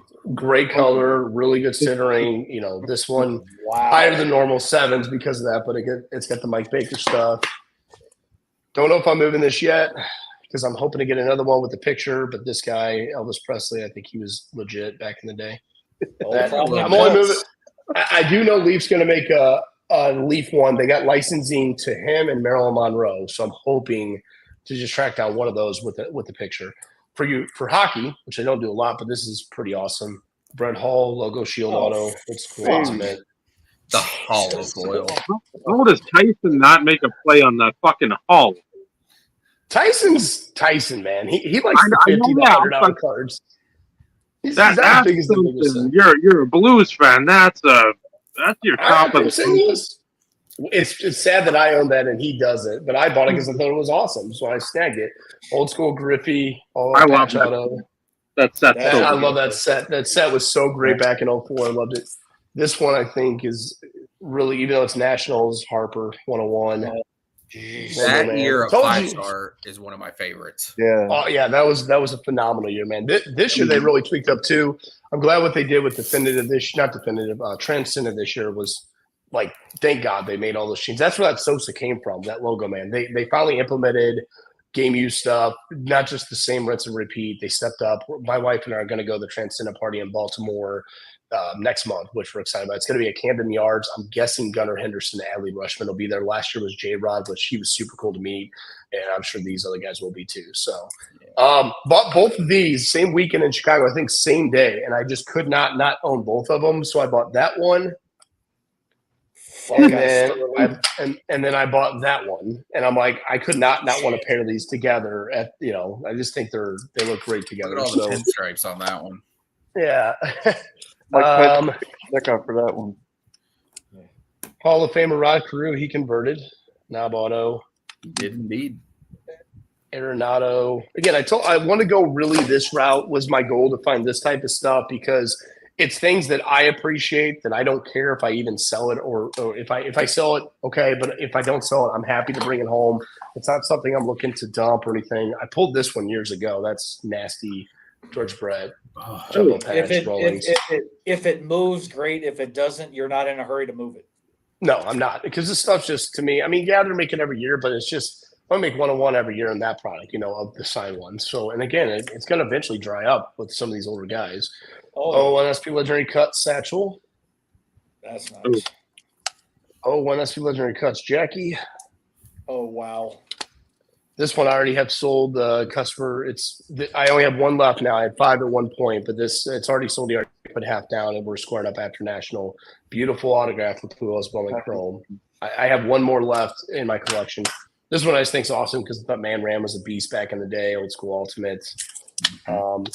That's that box. That's this one box. I don't know what's in the other one that I may or may not be taking. If you guys want, I can show it real quick. If you want me to stop, I can stop. Always. Continue. You guys gave me a little bit. You gave me a little bit of life. I literally was hurt. I was like, I don't know how long I can stay on here. I don't know how my body could do this. I am not getting rid of this because we're not asking you if you have base prisms. Yeah. Trust me, if we do their signed and slab by like Ja Morant, like IP stuff, where I don't think we have a base Prism Victor or anything. You know, we try to avoid that stuff because it just fluctuates. It's too much. Like I could price it today and next week it could be 20% up or down. You know, I just don't. I try to price. We're trying. That's why we have to be so close and accurate. You know, we know things change. Like I went digging the other day and found the kid for the what was the kid for the Reds who's on fire. Had like 5 home runs or something. Whatever. But yeah, so I found I threw back chrome autos and I found a base chrome and a refractor chrome that back in the day weren't even $5 or $10. And I think the refractor is like $200 now and the base is like, I don't know, 100. By next week, they could be half that. If I had time, I would have threw them on eBay and got rid of them, but we'll see, you know. But again, things like that, I got to reprice. Not moving this one because Dave got my PSA 99. So I've got to keep one of these with the Ryan Reynolds for my collection. Damn. Love that one. I'm gonna. I've really gotten into non-sports. They're so awesome, man. They're much. That's the original one. I actually have Anthony Starr's doing a private signing this weekend. Oh, really? Yeah, and somebody on Instagram made custom cards, so I've got a Homelander autograph going to be coming my way. Dude, that's awesome, man. When's the next episode come out? Is it Thursday? Okay, it's the last episode of the season. What? There's only 7 or 8. It's 8. I mean, oh my gosh, it's already over. Son of a crap. That sucks. It's either 7 or 8 this week. It's either 1 or 2 weeks left. That's all there is. So that means I'm going to have to knock out. I'll have to wait on House of Dragon for when I get back, but I got to watch the last one on Sunday before I go to Nashville because I'm already going to wait to go watch Deadpool Wolverine. I got to wait on that because I can't. My wife wants to go see that because she would leave me in a heartbeat for Ryan Reynolds. Then again, I would too, so I don't blame her.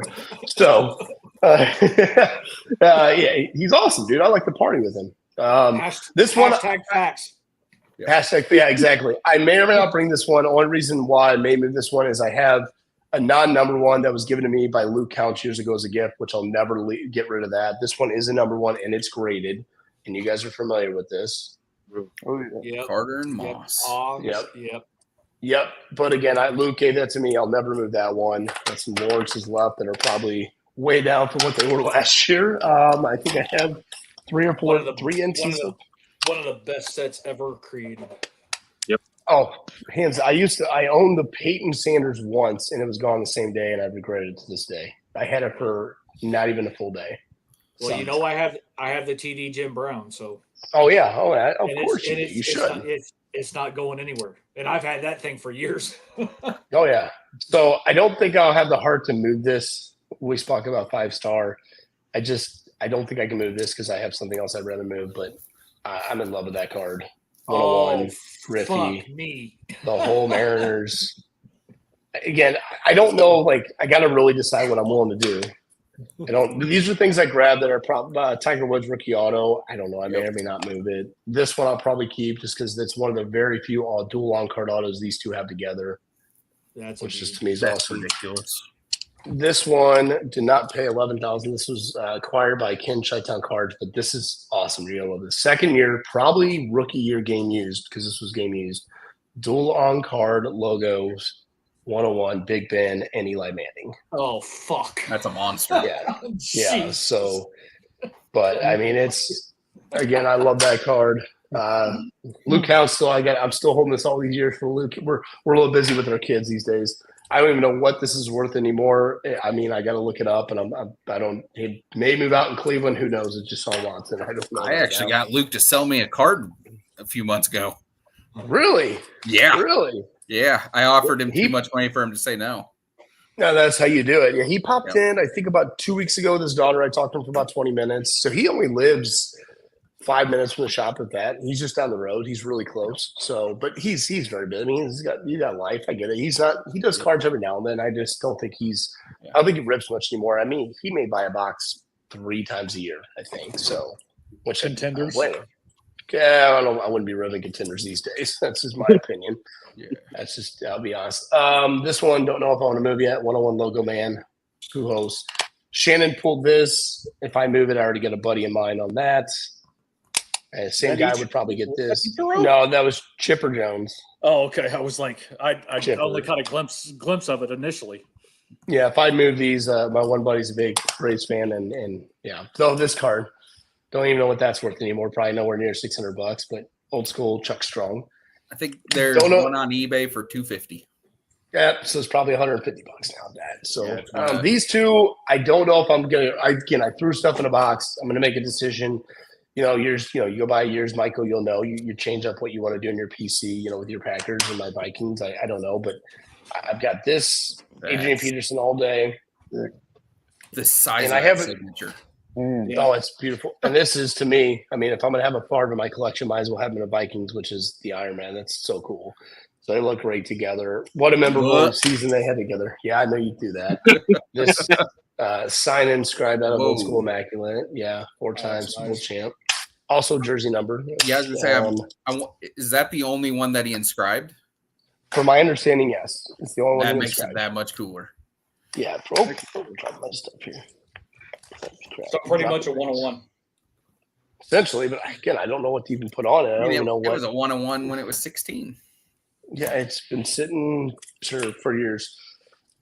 I don't know. Maybe move my Luca next day. I got this probably Tatum next day, 95-10. I love next days, but I'm just, I don't know. You change your mind on what you want to do, and I'm having more fun collecting wrestling cards these days. Got this from Anthony Devine a while back. Mickey Mantle. Sterling. Shit.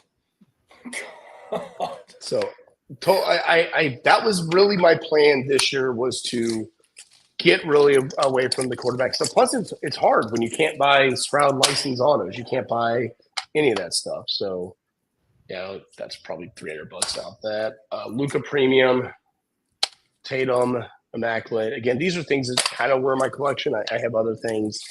I just have not fully decided. This is decisions to make over the weekend.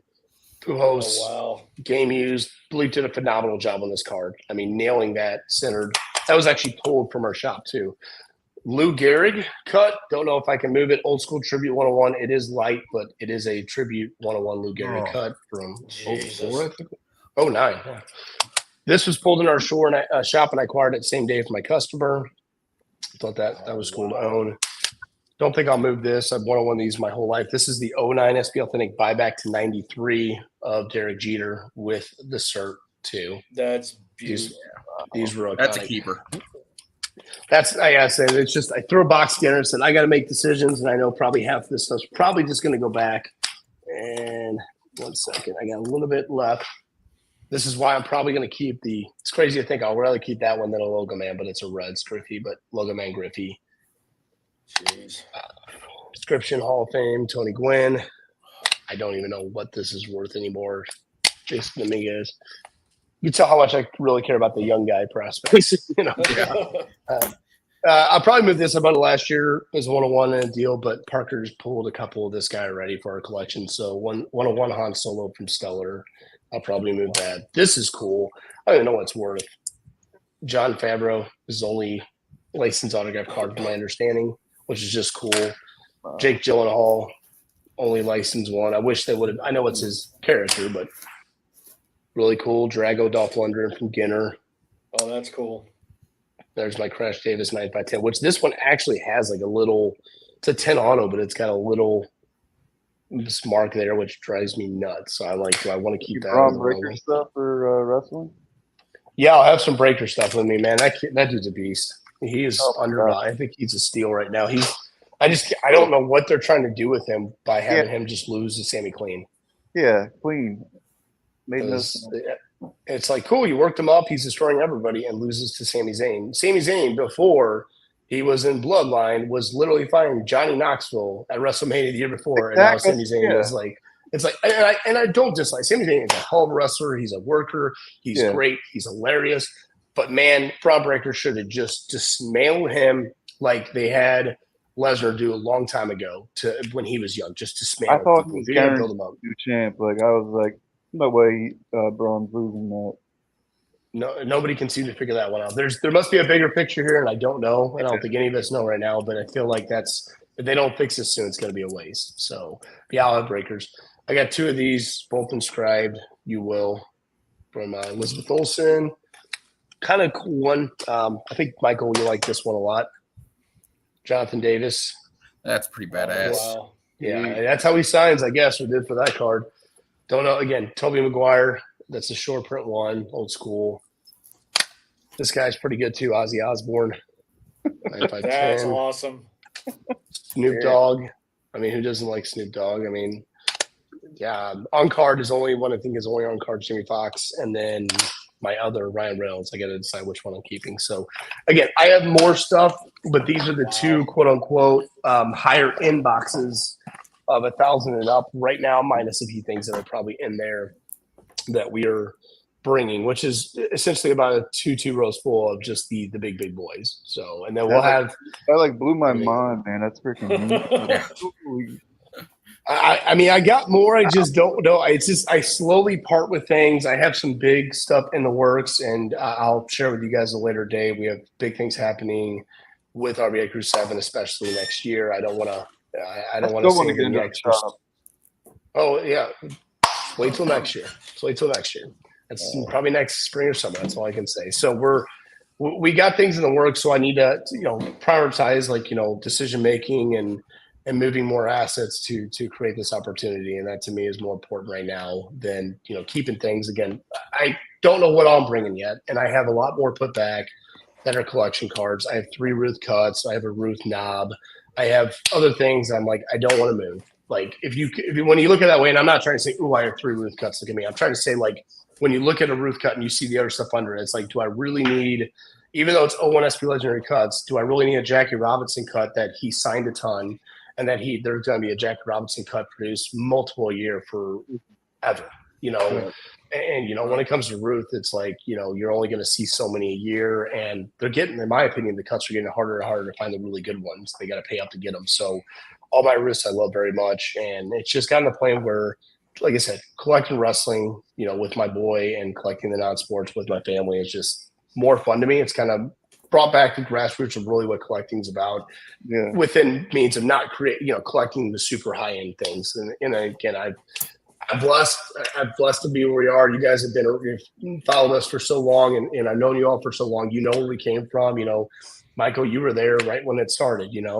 And you saw the first shop. I mean, we opened our door. We had $1,200 to our name. I mean, literally, that was it. And it's you guys all supported us, and I'm blessed to say we've done it the right way. And I mean, it was an easy road, but I can take opportunities like this and create them into bigger opportunities I never thought I'd dream of. And I'm telling you guys, I will be making a big announcement later this year, this fall, and it's going to blow the socks off of everybody when we announce this, because I just don't. It's been a process to get to this point. I'm so excited. I want to share, but I can't, and I got to keep it to myself and know that when you hear it, you'll be like, let's go, and you'll love it. I think, and there's a lot of great things coming for us. We won't say let's go, because that's influence and Tom Brady and Larry Fitzgerald have a show called Let's Go. You don't want to say let's go? No.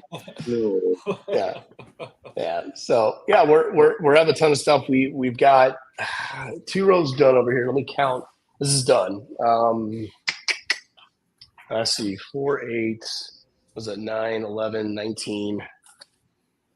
There's 24 over there done. Right now, I got 24 2 rows done. Now, some of these are multiple things, and then there's boxes here, boxes there. I think we're going to have 2 rows total. We're going to be in the 30s, maybe mid-30s when it's all said and done, full of cards to go to the National with us. And again, some of these things we may have 20, 50 of signed slab. We bought a massive signed slab deal, and we may have a lot of that. But and when push comes to shove, we're bringing a lot. We're bringing a lot of variety, and we want prices to sell. I told John, I said, unless it's something I can't replace, we need to be priced right. If it sells $100, price it $100. And we'll take $90 because you go buy it on eBay for $100, you got to pay shipping if you do, and then you also got to pay taxes on eBay. Yeah. So we're motivated to sell. We're motivated to move stuff if it's non-replaceable. We're pricing it to move. And John's been, I don't know what he's got over here. I don't know what he's working on now. He went to bed. This is stuff that I need to look into. Oh, you guys will like this. Bo Jackson also signed part of the jersey. This is super rare. I didn't know this card existed. This was from '94 playoff, and it's not expensive, but it was 1 in 12,000 packs. Gail Sayers. Mm-hmm. And it Oh, even wow. says on the back, personally autographed by Gail Sayers. And Beckett even registers this card. This card is now there's ones out there with the base card that people get signed that don't say personal autograph, but 1 in 12,000 packs in '94. Think of the odds. It's like a $60. Not even this. It's like $50. One-on-one Gail Sayers. Talmud. Just again, like a variety. We just want to be as diverse as we can, and just try to grab as many people as we can.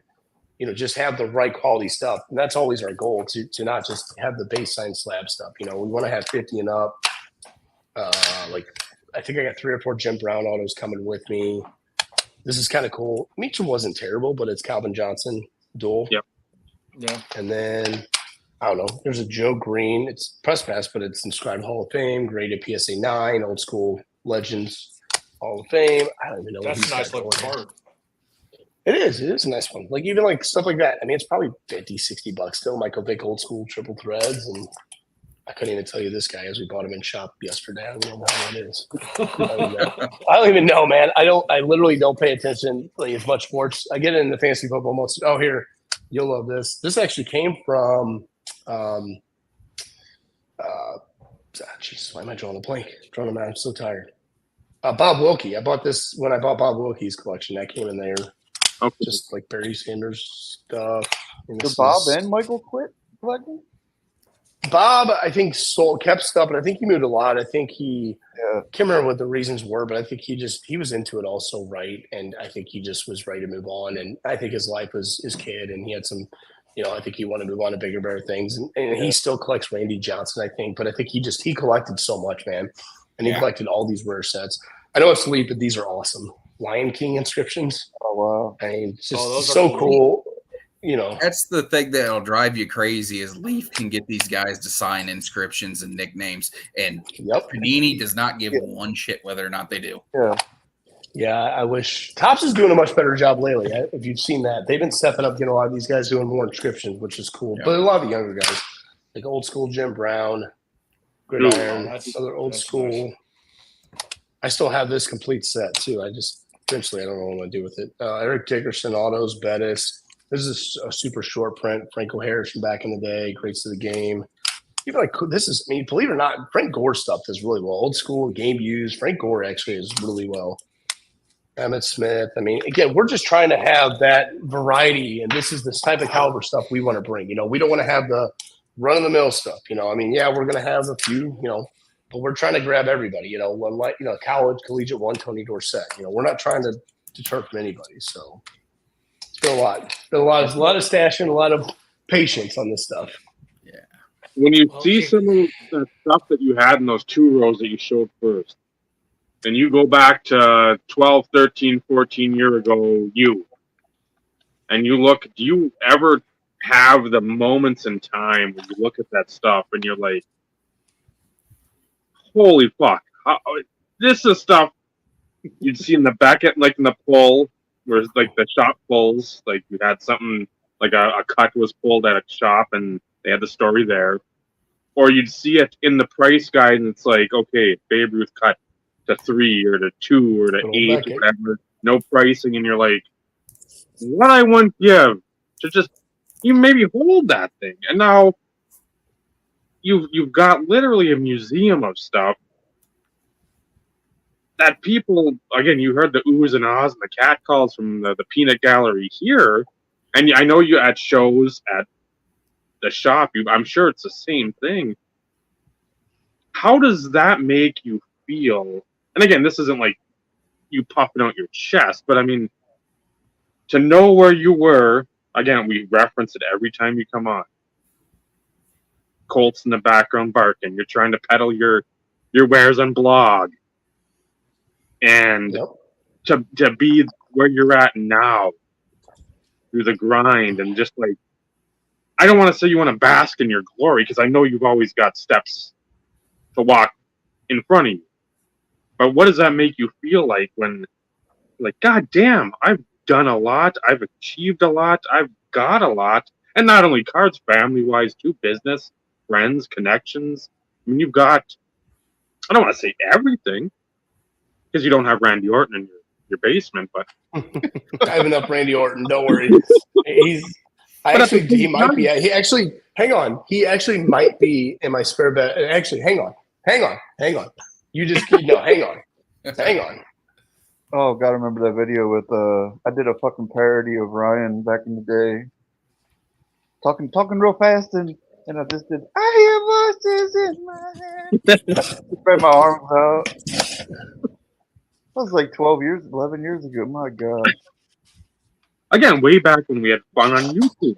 That was the thing. We had fun. Fucking Dave stripping down for the what was it, Ice Bucket Challenge? Yeah. Randy Orton is in my house, bro. There he is in my house. Don't say he's not. He's in my house.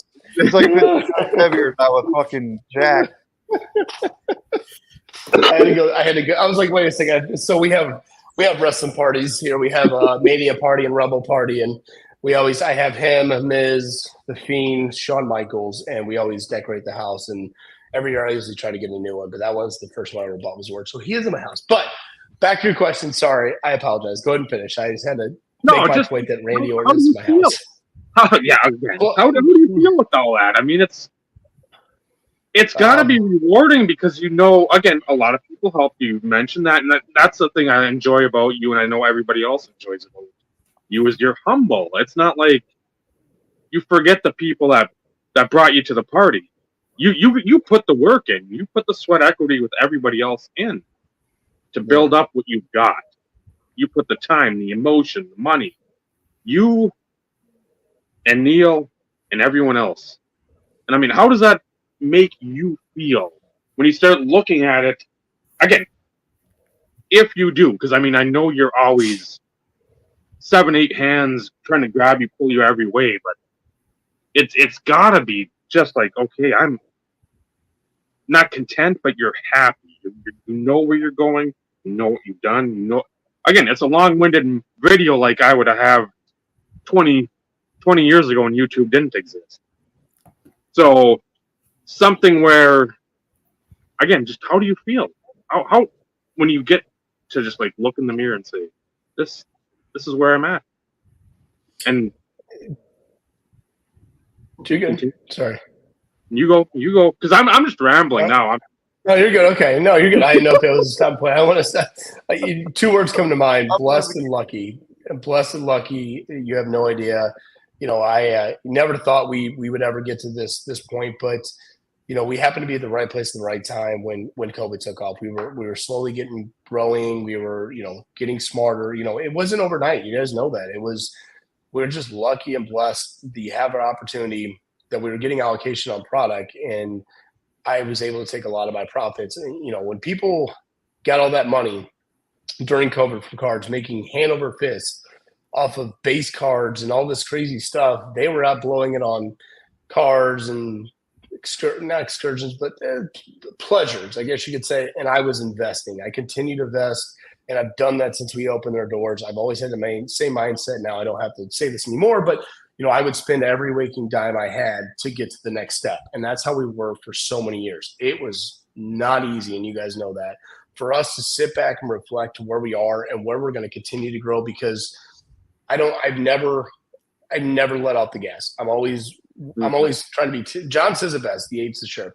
He's like, when people are 2 steps ahead, you're 20 steps ahead. You're ahead of so many things, not only just in the hobby, but just in trends and decisions. And you're always trying to think outside the box while the people are thinking with inside the box. And I think that's where, all the years of just wisdom and learning from mistakes, you've got to fail to make it to the next step. You can't just continue to be successful. There's going to be fail along the way. And if I fail, I don't want to fail again at what I did. What do I got to do better? And I think that is what has been crucial for RBICRU7, for myself, for my family, for Neil, his family, for all my team members, at the shop, which are family now. We've always, our best interest is RBICRU7. The people that work for us, they love RBICRU7. They are not working for Ryan Bannister. We all work for RBICRU7. We want a better hobby, a better place, and we're continuously growing there. And I think it shows tremendously. And I'm blessed that we're able to continue to grow at this magnitude. It's crazy. It's like, how much more can we do? And it just continues to go up. Things have leveled off and kind of normalized. but that's great. It needed to. A lot of things. But the things that are continuing to go up are what I mentioned, the rare things, you know. And again, I don't do a lot of vintage, but 52 manuals continue to go up, and the cleaner they look, you know, thinking more or less not like buying what everybody else is buying what I enjoy, but buying that I think this is safe. I don't care. I'm going to pay X for that, and I'm not going to lose money in this card ever in my life. I know that, and that's the approach I've been taking. And that's just, again, we do a lot. We do wax. We do, majority of our business is product now, you know, and it's a big part of our business. But I love singles. Singles is my passion. This is what makes me enjoy the hobby. I'll be honest with you, I don't enjoy the wax. It is stressful. It's exhausting. It's playing games with distributors, with manufacturers, with watching your bank account do roller coaster every day. And again, I'm blessed to where I feel comfortable, but I don't feel comfortable enough because I am always looking ahead. I'm looking to what we can do better, how we can continue to grow and go to that next level. And I'm telling you, we are almost there to the level where I think even I'm going to say we've made it to where we need to be. And this is where it's at. And I'm content. I'm happy.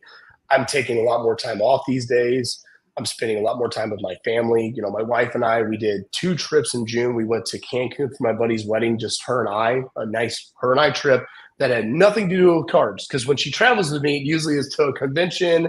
It's not to a convention, but like it's a conference or anything like that. We finally got a us trip, and it was a good time. And then later on that month, we went to Punta Cana with our family, and we had the great time with all them. So again, I've been taking more time away when I can, and then knowing when I need to be focused. And my head right now has been back since taking some time off to getting ready for the national, getting ready for that. But I'm telling you guys, I can't wait for it to be. I'm excited for the national, but man, it is exhausting. I'm more excited to get done with this week and hopefully go into Friday and take this weekend, which I've never taken, like I told you, time away. And I think that's what's crucial for my love and passion for this hobby is that I'm taking more time away from my family. And then when I get back, I'm like ready to go. I'm ready to get back in the driver's seat. I'm going to take this weekend off. I'm shutting down. I won't have a card in sight. I'm not going to work. I got my team that's going to do it all. I'm going to spend a quality 2 days with my family. And then I'm going to get home, get ready, get on the road, and I'm going to be ready for national. And when it's over, because I'd love to take a nice break, but we have National Trading Card Day the next Saturday. However, I am not working because it's my wife's birthday. So I'm going to overstaff that day and take that day off to my – but I told her we do have to stop by. We have to stop at the shop we do every year. So, again, I think it's – and I'm going on in a tangent, but I'm trying to get to my valid points of it. You know, I am blessed and I'm lucky to have the things I have, more importantly, my family. I'm blessed to have the support of my family and my friends and everybody at RBICRU7, as much as the customers and everybody who supports us daily, may it be locally or online, you know, or just somebody far away. You know, we're blessed that people want to come support us and choose us over, you know, our competitors. You know, we're trying to compete with the big boys. You know, we're trying. It's hard. You know, it's not easy, but I think it shows that what you get from us is real. You're getting, if you email us, you're getting a response instantly. If you need something overnight and we're communicating with you, you know, you DM us, we're responding quick. You know, I'm not saying the other companies are doing that, but you're probably not getting quick responses. Your order's probably sitting 3 to 4 days when it ships. Your order comes in, we're getting it out ASAP. Neil knows. It's like Ron Burgundy. He sees that order, he's got to get that thing boxed up and out the door. It's like reading a teleprompter. It's got to go.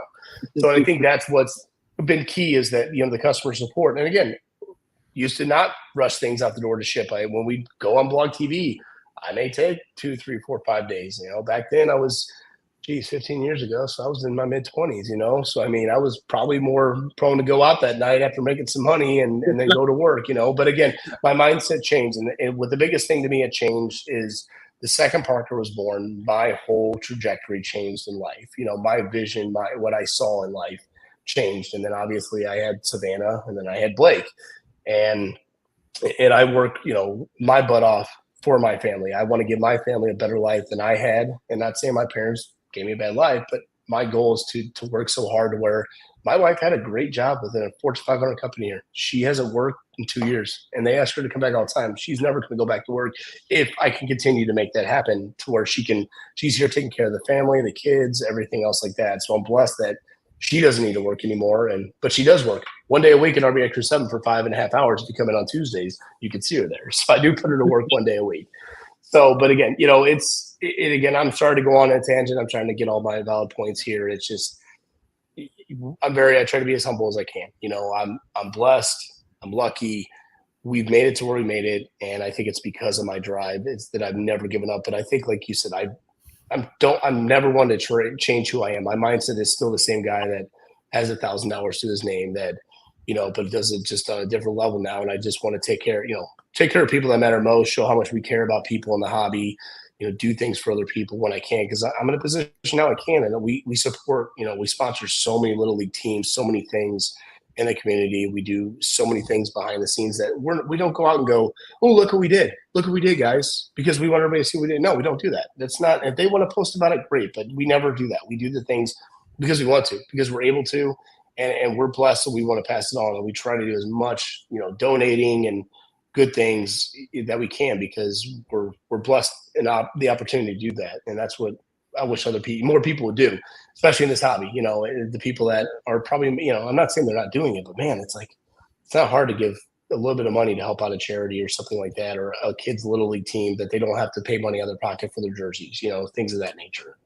Yep. And where you have to constantly remind people that you did it. That's the thing I enjoy too, where you don't have to, I got to post something. No, just, you don't need to have the good feeling that you feel in your heart, your soul. That's all you need. Yeah, and then to see the smile on the kids' faces, or have like a handwritten letter that you didn't even ask. They got it signed by some little kids and like, thank you for doing that.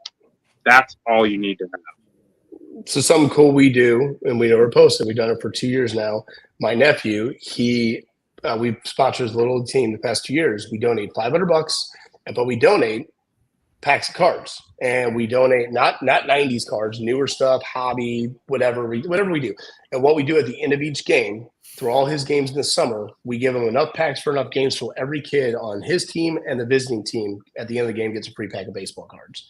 And we've done that for 2 years now, and they love it. They absolutely love it. And to me, it's like, that's awesome to me. It's like I was able to donate some money and then get kids passionate about the hobby, and they love it. They apparently, I think we had some international trading card days from last year, and there was a bunch of, I guess, garbage pail kids or something there. Apparently they all loved it. And I'm like, really? Like, normally I'm trying to give you guys baseball cards, but I didn't have time. I was like, here, there's 100 packs in here, and it's baseball, football, soccer, and whatever else is in here. Here's 200 of them. I don't know. I just didn't have time to gather everything with everything going on, but I was like, this is a good solution. And you can pull autographs in it, and you can pull good rookies like Gunnar Henderson. And apparently the biggest hit was garbage pail kids cards. I'm like, okay, maybe I should give you guys more of those. I got plenty of those sitting around if you guys want those to give away. So no, I think that's our point, is we're continuously wanting to grow this hobby. And when you come into our shop, you know, you're getting, you know, for the most part, that one-on-one time with our team that is knowledgeable in so many things, that take the time to answer questions and point you in the direction you need to go to. And you know, we want you to hang out. We want you to hang out there, rip, and look through boxes and talk hobby, talk sports. You know, it's kind of like a bar for guys without the beer, you know, essentially. So, yeah. Right. And girls. We got girls that come in too. So now find me some Terrell Davis shit. TD, you got them all. You got them all, buddy. You got them all. I'm gonna need you to find me some cool rare Favre stuff. You don't have any. If you don't have any, you got them all. Yes, Jogus, you got them all. Cool rare Favre. I know you. I saw somebody on Facebook. I'm sure you saw it. Posted the flawless dual patch 101 auto from like 2014. I saw that. Yeah. If it popped up a few days prior before that guy bought it, and if it had blue ink on it, I would have went after it. I didn't like the black ink. Yeah, I know. And you're big on the ink like me too. Yeah, they sent a lot in black that year with him. So. Yep. But see, truth be told, I want more stuff like this though, Ryan. I know the old school, the great stuff. I love that stuff. So this actually was courtesy of JT Triple Crown. Oh, that's awesome, man. So is that the 100? Yep, number 200. It's so there's 2 in 99 for him, and this is the one that I needed. The back wasn't a refractor then? Was the other one the hidden gems in the set? Is that what it was? No, there's two in 99. So regular base gold refractors. So card 100 and card 130. Well, no, I think one of the cards in the set was the hidden. Were they the hidden gems? It says gems on the edge. Gems on the edge. Yeah. So they're part of the base set, but they were gems. That's it. You're right. So. No. But yeah. But yeah, my collection went crazy because I've sold somewhere around 80 Clay Matthews 101s. Oh my gosh. Oh, Yeah. How come? So- just didn't enjoy it as much anymore? It got to the point where I had just collected it all. And I was like, I want to add other stuff to my collection, but in order to do that, I'm going to have to sell. And that was a place where I knew I could do well. And I did really well. Unfortunately, I did not put my 2012 Finite Rainbows out publicly. I sold them privately. And then they proceeded to get flipped and sold for an insane amount of money. The base 2012 Finite sold for $3,000. wow. Wow. And the guy who bought it graded it. It graded a PSA 10. And I had it for over a decade. Did you sell it to a collector thinking they were keeping it? I did, and he was a buddy of mine. He's a big Clay Matthews fan too. And he gave me a heads up that he was going to be moving all his cards and buying high-end memorabilia, like game used jerseys, helmets, that type of thing. Yeah. So he let me know, but I knew I didn't have enough money to buy them back. Yeah. Yeah. He sold the base for $3,000, and then he sold the autograph, I think, for like $1,600. Yeah. Crazy. I should have sold those myself on eBay.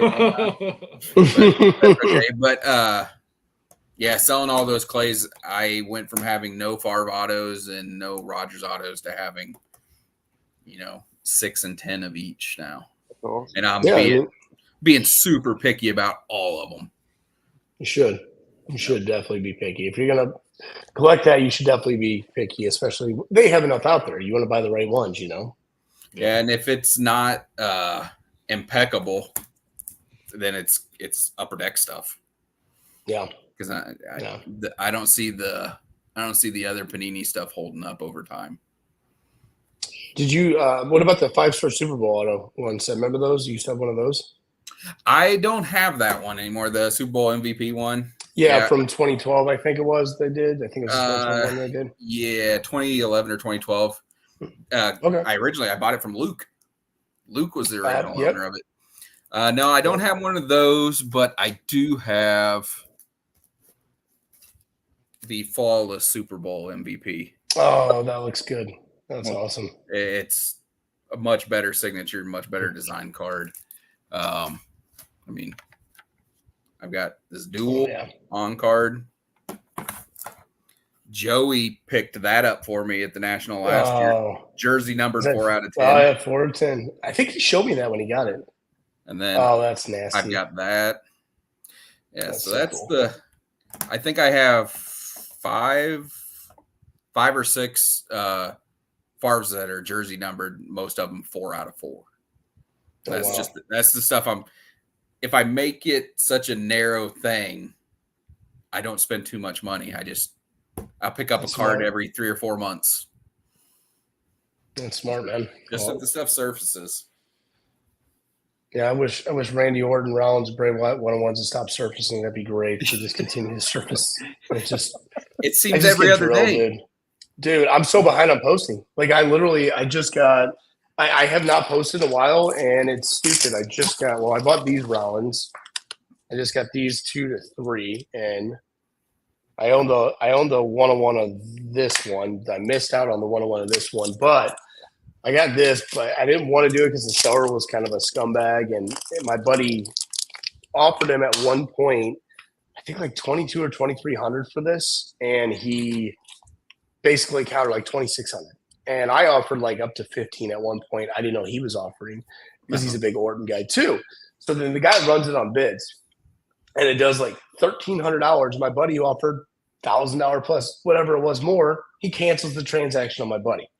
So then my buddy's like, I want nothing to do with it. It's damaged, but he continued to lower it. Finally put it at 1,100. And I bought it because I have the first year. Because of this one doing on bids at $1,300 something that didn't get paid for, I was able to pay that for the first year. And now I got to put them together. But it's the impeccable 101 gold bar, the true gold bar. So I had the first 2 years, which might be the only 2 years we don't know if we're getting impeccable all that stuff. But yeah, I just got back the Orton 22 Prism Black PSA 9 the other day, that PSA 9. And then I got a Rollins 22 Select Ringside Black PSA 10. That just came back in for PSA. And I'm so behind on posting.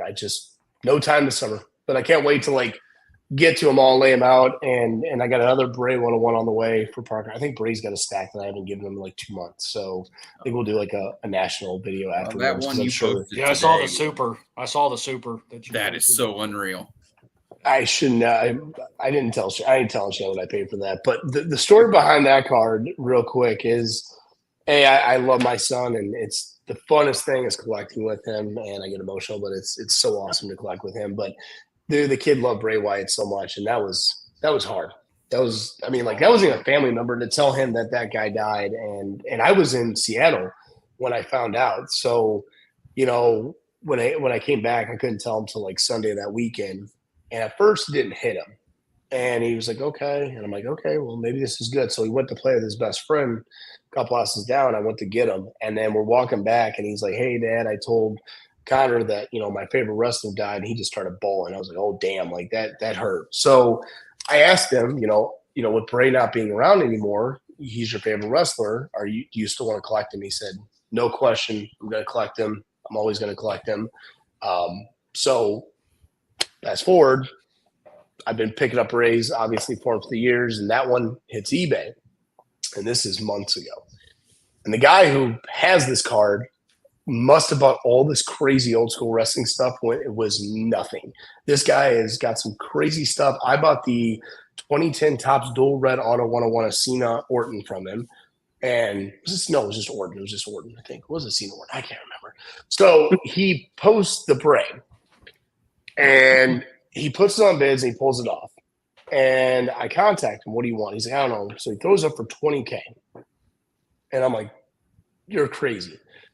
But I know this card's a big card because The Rock, if it would ever surface, would do astronomically stupid, well more than $20K, especially with the black one doing over $100K last year. But so we started back and forth, and I got up to like $8K, and he got down to like 14 or something. And I'm like, why am I buying this card for this kid? Like, this is so awesome. This is the greatest break card ever. So the next thing you know, I offered him, I was like, screw it. At the time, like, I haven't bought anything in a while for us. I can sell some other things. I want this card in this collection. So I offered him 10K, thinking it would get it done. I'm going to think about it. Seriously, dude. Seriously. Oh. Okay. All right. Well, months go by. I finally, he started messaging me, and I just ghosted him because I'm like, screw you, dude. And he's like, I think I'm going to sell it. And he starts lowering it. Gets to 10, sits at 10 forever, sits at 9, sits at 7, and then sat at 6. And I got on the other day, looked up 101, and I'm like, I think if I don't pull the trigger now, if he lowers it one more time, it's gone at $5,000. Because I know enough other people that pay crazy. Is it stupid that I paid $6,000 for that card for my son? Absolutely, but I love it, and I can't wait to give it to him. But his birthday's not till September. He understands the card. He knows what it is. He has the Gold Refractor rookie from the set PSA 10. Hands down, Bray's best card ever made. He has the first-year Prism Black. He has the first-year Prism Black Auto. He has the Select 101 we wanted from this year, which is the Mountain Dew, his last match ever. He has that Black 101. He has some crazy stuff, but it's just – it's crazy to say I spent that money, but I think long term, even with Topps getting WWE back, and I think WWE is going to continue to massively grow worldwide. And Topps Chrome is such a game changer. It's the Prism of wrestling before Prism, and I just think any supers from that set are going to be great long term. And for somebody of his magnitude, and on top of being his rookie card, I mean, I don't think it's ever going to go down. So to me, it felt like, hey, I think this is a safe investment. If Parker ever wanted to sell it one day as he gets older, if he doesn't want to collect anymore, we ain't losing money on this card because first off, Daddy will buy it from you, and second off, I just think if The Rock were to ever surface, would change the landscape of every superfractor in that product. I think The Rock would easily do 50K, if not north to maybe 6 figures from that set. I really do, and that would change the dynamics. From my understanding, nobody's ever seen The Rock, and there can't be many cases left. They didn't make a ton of them, and there's not a lot of those left. And to our knowledge, to this day, The Rock Super has never surfaced, seen the light of day, and that's the biggest. You can't find boxes of the product. You like, where's this card at? Did it get thrown away?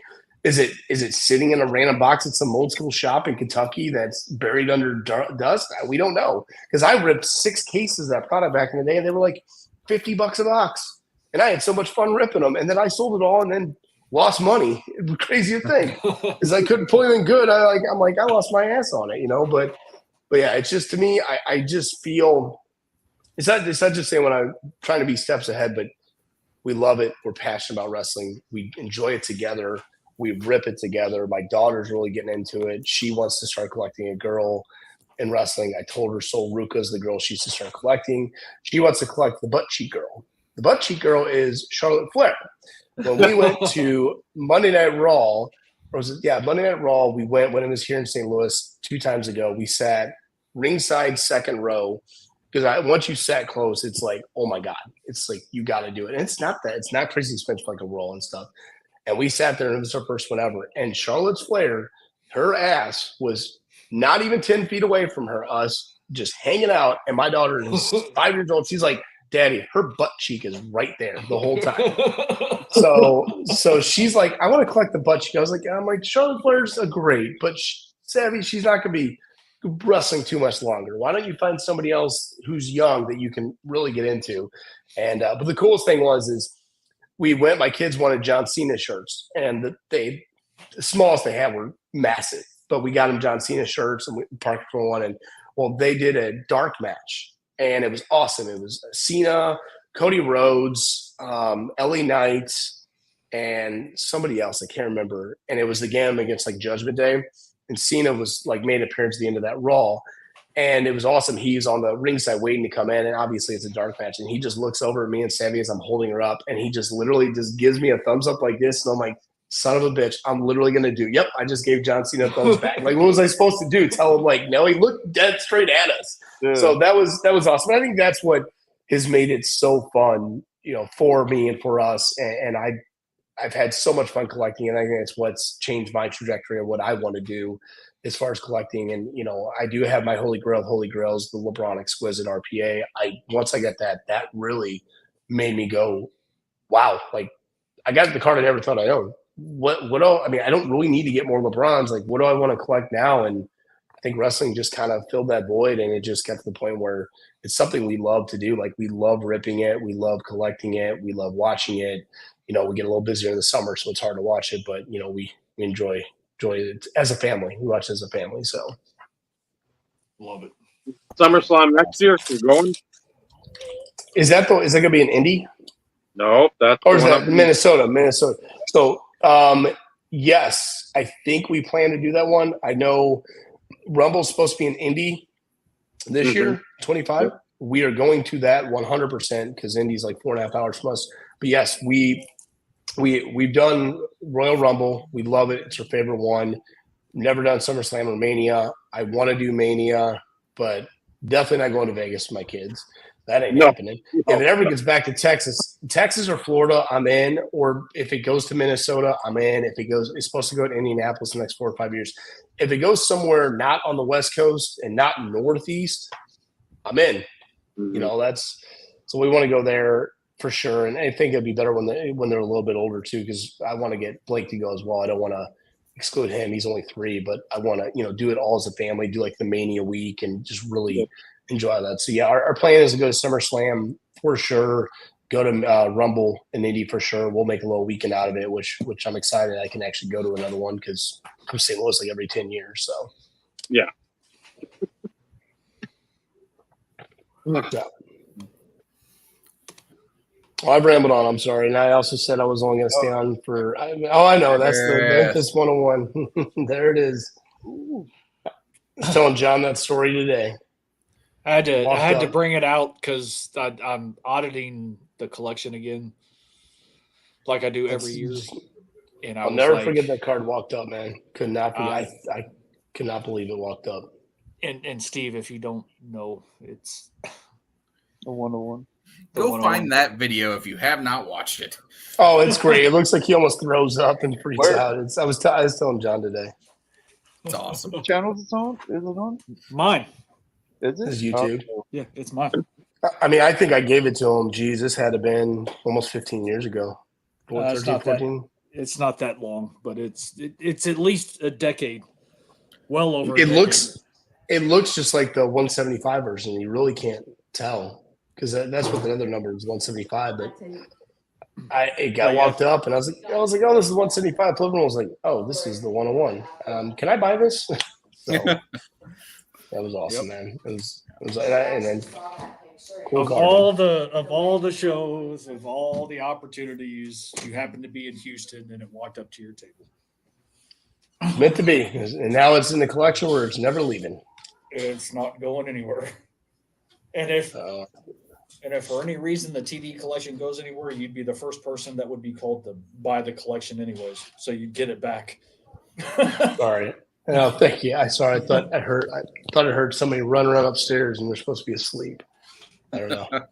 Thought I heard a kid running. We'll find out in a minute. I got about 5 minutes left. I'm gonna do, and I'm gonna get to bed. So Same. Anything else? I got to get to bed. I told myself I was going to bed by 10 tonight, but I love you guys too much. I miss you guys, and I just had too much fun coming on chatting with all you guys. So great seeing you and seeing those boxes.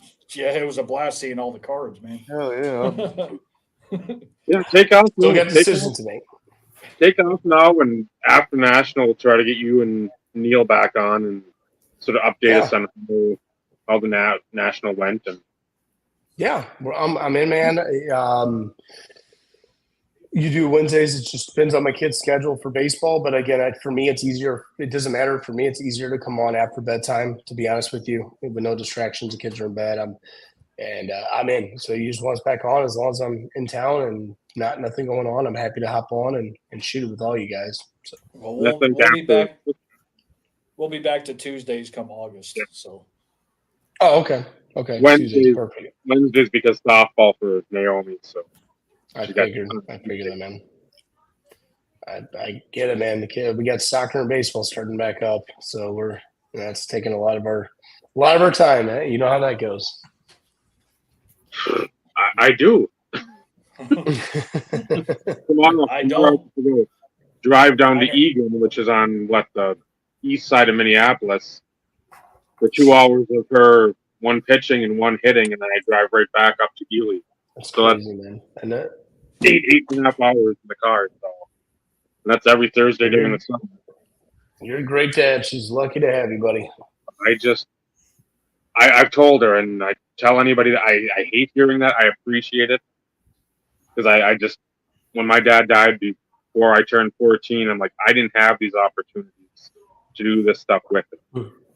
So as long as that's what you want and that's what you're striving for, not just because, hey, I get to go do this. It's because I want to go to Northern Iowa right now. I want to play softball. I want to be a veterinarian. I will drive you pretty much anywhere I can. So again, this fall, I don't know yet, and I'm waiting on to see a schedule. Might try to go down to Oklahoma for a softball camp, or just with the Oklahoma Sooners. I mean, it's nothing big. It's just getting around them.